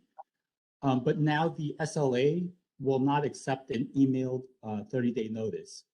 Like, we submitted it by email in compliance with the committee's rules, but the SLA is saying that they will not accept it even if you guys did. So they either want a letter on the community board letterhead waiving the 30-day notice, or like a stamped copy of the original 30-day notice saying it was received back in, I think it was like October of last year. This sounds like bureaucratic nightmares. What's your name of your place? I'm sorry? What's the name? Oh, Shaking Crab. The applicant is SC Metropolitan LLC. The location's at 1045 Flushing I Avenue. just need a name to look up the name. I'm trying to figure out. SC Metropolitan, you were Yes. okayed at our October 26th meeting, which meant it went till the November meeting of the full board. So what do they want to? They want a letter. Jerry, is that one of those letters floating around? I'm trying to figure out how to sign. I actually don't know. Joanna was handling that. Because I don't remember Shaking Crab, but it's this weird thing. If we approve of it, then they say we didn't have the right 30-day notice. We're talking, Tom, about 1045 Flushing? Yes. Yeah, I that sent was a for a few months, past few months, postponed. No, but we, on October 26th, we approved it and sent it to the full board of the November meeting, Bogdan. Okay, that's correct, yes. But what the SLA is asking for, they want a letter from us saying we waived the 30-day notice before the meeting that we had. I am fine with that. It's like some backwards bureaucratic nightmare. Right. If we don't get it, they're going to deny the application. There's no way we can fix that because it has to be sent. Yes, yes, that's correct. The applicant is correct. I am fine with that, Tom. Thank you. No, it's just the problem is getting the letter and then getting me to sign it, which is hard to do because I'm in Jamaica and the office is in Brooklyn. So I'm trying to figure out how to do that. That's what I'm working on. I have Adobe Acrobat sign, so I could set it up so someone. You might have Adobe Acrobat sign, but I'm in the dark ages here, so. Well, it would just be on your smartphone. You could just sign with your finger or something. But many people have told me that, and that's hasn't happened. William, couldn't it just be an email? They want a letter. Jerry, community board letterhead. Rob, what we've worked out is we now write the letter, email it to me, I sign it, scan it, send it back. But Shaking Crab was not on the list. I don't remember getting a Shaking Crab letter, so I'm writing me a note to ask Joanna in the morning, what about Shaking Crab? All right, William. Very good, Tom. Staying on for 3 hours. Because they're like doing it on all, there's a whole bunch of them that they want these 30-day letters after the fact that we had a hearing and voted for them. It's like really weird. Right. So, it's just a waste of everyone's time. But and it's like a 2-paragraph letter we have to send to the SLA saying we waived the 30 days. So right. we'll work. They want me to send it to them. I got it. I will check with Joanna in the morning. Okay. Okay. Very Back good. Thank you. Good night. Back to Stephanie Hendricks. Back to Stephanie Hendricks. Stephanie. She's there. I see her. And she might be trying to unmute herself. Meanwhile, the renewals, I got a letter, people, regarding one of the renewals is nights and weekends, but a neighbor says that it's no longer nights and weekends. It's something called Good Bar. So if they changed their name, they should have done like a change, a corporate change or something like that. They're not really nights and weekends anymore. So are we really supporting their renewal? Does anybody know what's happening at the location of nights and weekends? I believe they are doing okay. And but did they change their name? Did they change their ownership? Are they just, what are they doing? I mean, Tom, to be honest with you, to the end of the story, I don't know. But basically, they're operating okay. The place is open for many, many years. And I don't have an issue with that. Thank you. Well, that person also says they put speakers on the outside of their building and play music outside of their walls and party in the streets. So according to Google Maps, nights and weekends has been permanently closed. Now, it could be that someone has taken over the business. It's not calling it nights and weekends, but using nights and weekends as licenses. Now, that's like you can get in trouble for that. Like if they did that, good. Now, most people, they do that on the sneak. They use the old license. They don't put any branding out. It's like no signs. And then you can run it until you kind of figure things out. I think I think that might be true. So is that letter from John Rosmus, Tom? Yes. Yeah. So, I physically talked to John. John lives right across the street. He's a regular at my transportation committee meetings, and we had a conversation. I want to say last summer. John is on the call, Eric. Oh, he is? Oh, John, are you on the call, John? Oh, look, his little hand is up. I see a little hand. is up. there There he you go. is. John. Hello, everyone. John. Hello. All I'm right, on the John, call. so you I remember- sent remember the we- emails. John, you and I looked at that. I guess maybe it was back in the fall, I guess, right? And you were pointing out the speakers, but it was unclear as to whether they had changed ownership. But I'll let you go, man.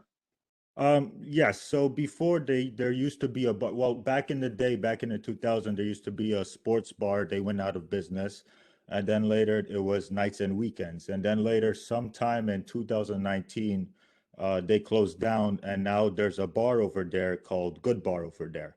I cannot confirm whether it's the same owner or different, but the sign to me is different. It does not say nights and weekends there. It says Good Bar.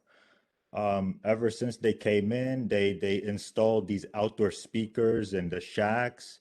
If you look around, they installed these speakers on their buildings. In the summertime, it gets very bad. They party all night long over here. They open their window. They have a DJ. They just blast music all night long. Summertime, they're up until 2 a.m. over here.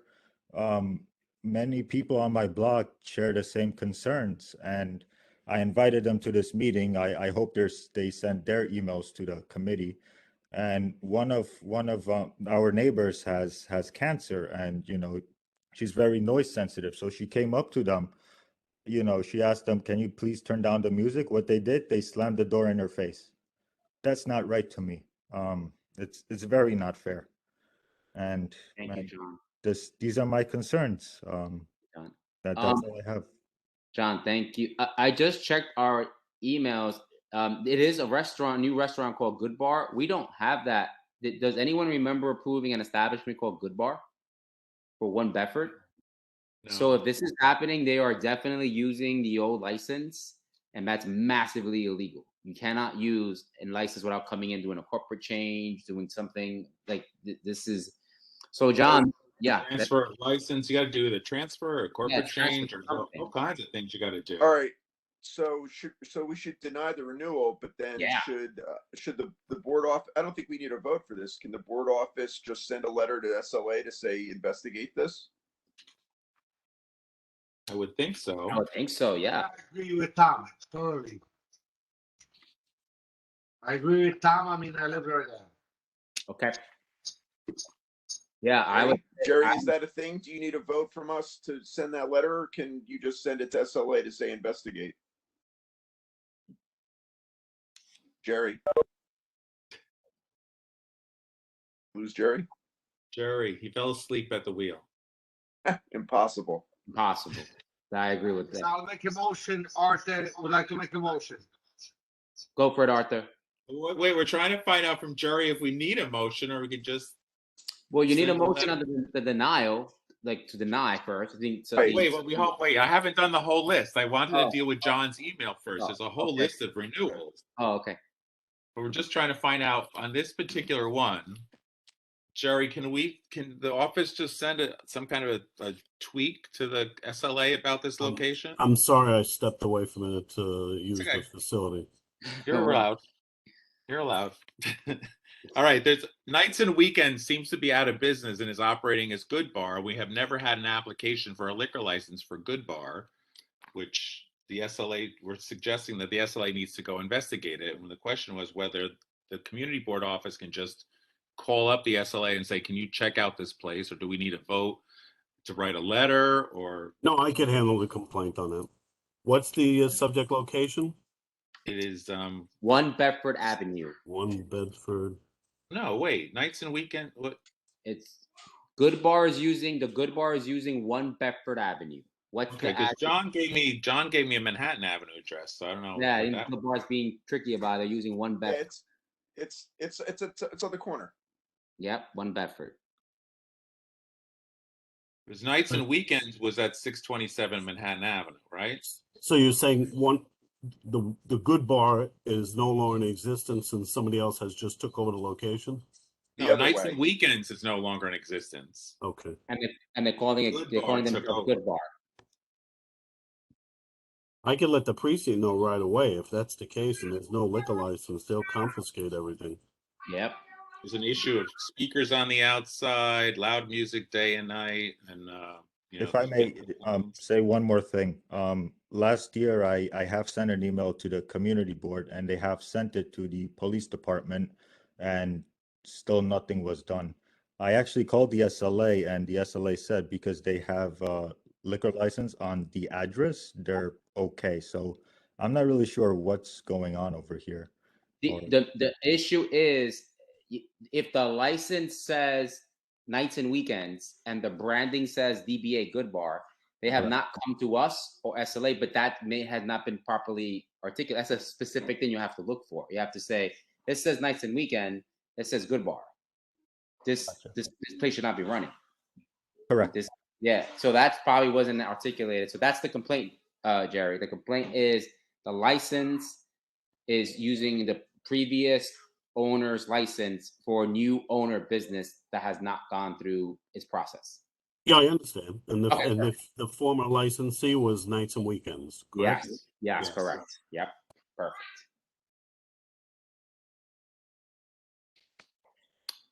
Good catch, Sean. I'll do both. I'll notify Mike Smith at the SLA and I'll notify the precinct.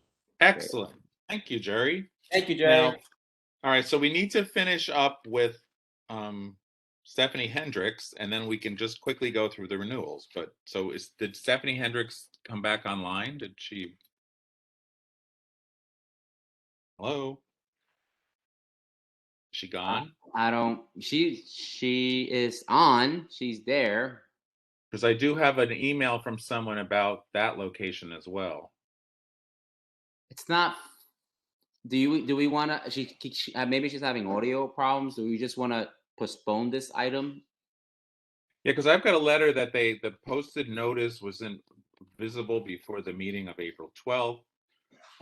It's some kind of an expansion of an already existing space. Construction went on during COVID. I don't know if anybody else got this email. It was sent to licenses BK01 regarding 1041 Flushing Avenue, which is this applicant. So I don't know if the rest of you saw this or not. It was sent to all of us. I didn't see it. And it's a concern about the place called the Norwinds, which is next door, and that this is going to be an extension of that. And there's been fights and arguments. There's high noisy music. There's outdoor speakers and there's large events that are held outdoors. The person's had to go and complain many times, but nothing happens. Can I just suggest, so I'm looking at the icons and Stephanie's icon is a speaker with an X, which means there's a deeper problem. So Stephanie, if you can hear me, you should sign out and sign back in and see if that works. Otherwise, if Jerry, you can check the dashboard and maybe you can unmute her. I don't know. And then we can go to renewals and It's not even showing up as an option next to her name. Yeah. Okay. So Stephanie, if you can hear us, sign out and sign back in. Stephanie Hendricks. And the all right? applications were only submitted to us today. Oh, well. Well, whatever. That's a problem. I mean, it's dated the 19th, but I was only able to find it, in my emails today. So I think there needs to be a postponement. I saw that too, Tom. So, and everybody look for the email, which sort of outlines the concerns the neighbor has. We don't have to check with the precinct. Does anybody know this location? It's like 1041 Flushing, like just down from Morgan. Anybody familiar with it? All right, while we're dealing with that madness, back to the renewals. So we're not going to approve a renewal for the number 16, okay? Yes? Hello? Yes. Yes. Okay. Correct. We got Sugarburg, we got Dobbin Street, Woodhull Wine Bar, Oxamaka, DOC Wine Bar, BIA Bar, Demole, Ringo Livio, Amami Sushi, Le Fanfare, Kokomo, Favela, La Conda, Northern Bell, Neron, Now and Then, Pink Metal, Freducha Mexican, Taqueria Mexico 2000. Do we have complaints about Taqueria Mexico 2000? It's been a while. They're fine. Black Squirrel, no, Mika, Two Hands, and Uncle Tien doing business as Die and Die, or D&D. So anything jumping out on any of them other than the nights and weekends one? No. So do everybody okay with renewing everyone except for number 16? Motion to approve the renewals minus nights and weekends. Second, Okay. Rob, second. Anybody opposed? Okay, got it. All right, so we're just got Stephanie Hendricks, which I'm going to suggest that she seek a postponement to straighten out her application, but also we should investigate the complaints over there. I don't know what to do because that's all we got here, and it's not happening. I agree with the postponement. Plus, I don't see petitions. Yeah, well, I think we only got the application today, and there were signatures provided today as well. There's like one page of 1, 2, 3, 4, 5, 6, and I don't know what outreach has been done over there. Is that in the industrial park area? It's pretty industrial over there. No, but I don't know what we always say talk to Evergreen and stuff like that. Yeah, they should definitely talk to Evergreen, but there's not a lot of residential over there. So I'm recommending that this be postponed for all these other things to be taken care of, but I don't know if Stephanie can hear us or not. I second the postponement. All right, committee's recommending postponement, outreach to Evergreen. Tom, for postponement, I believe the applicant has to ask for that, right? But we can't get her to speak, and it's 25 to 10. Oh, I see. You're right. All right, we've done it before, so that's my recommendation. We're going to put it off to next month, and she can call, and we can figure out what's going on. What's wrong with her. Okay. Would like to second that. Are we all good? Are we done? Yes. Did I miss anything? Are we good, everybody? Good night, all. Good night. Say good night, Robbie. Somebody Thank make you, a motion Jerry. to close.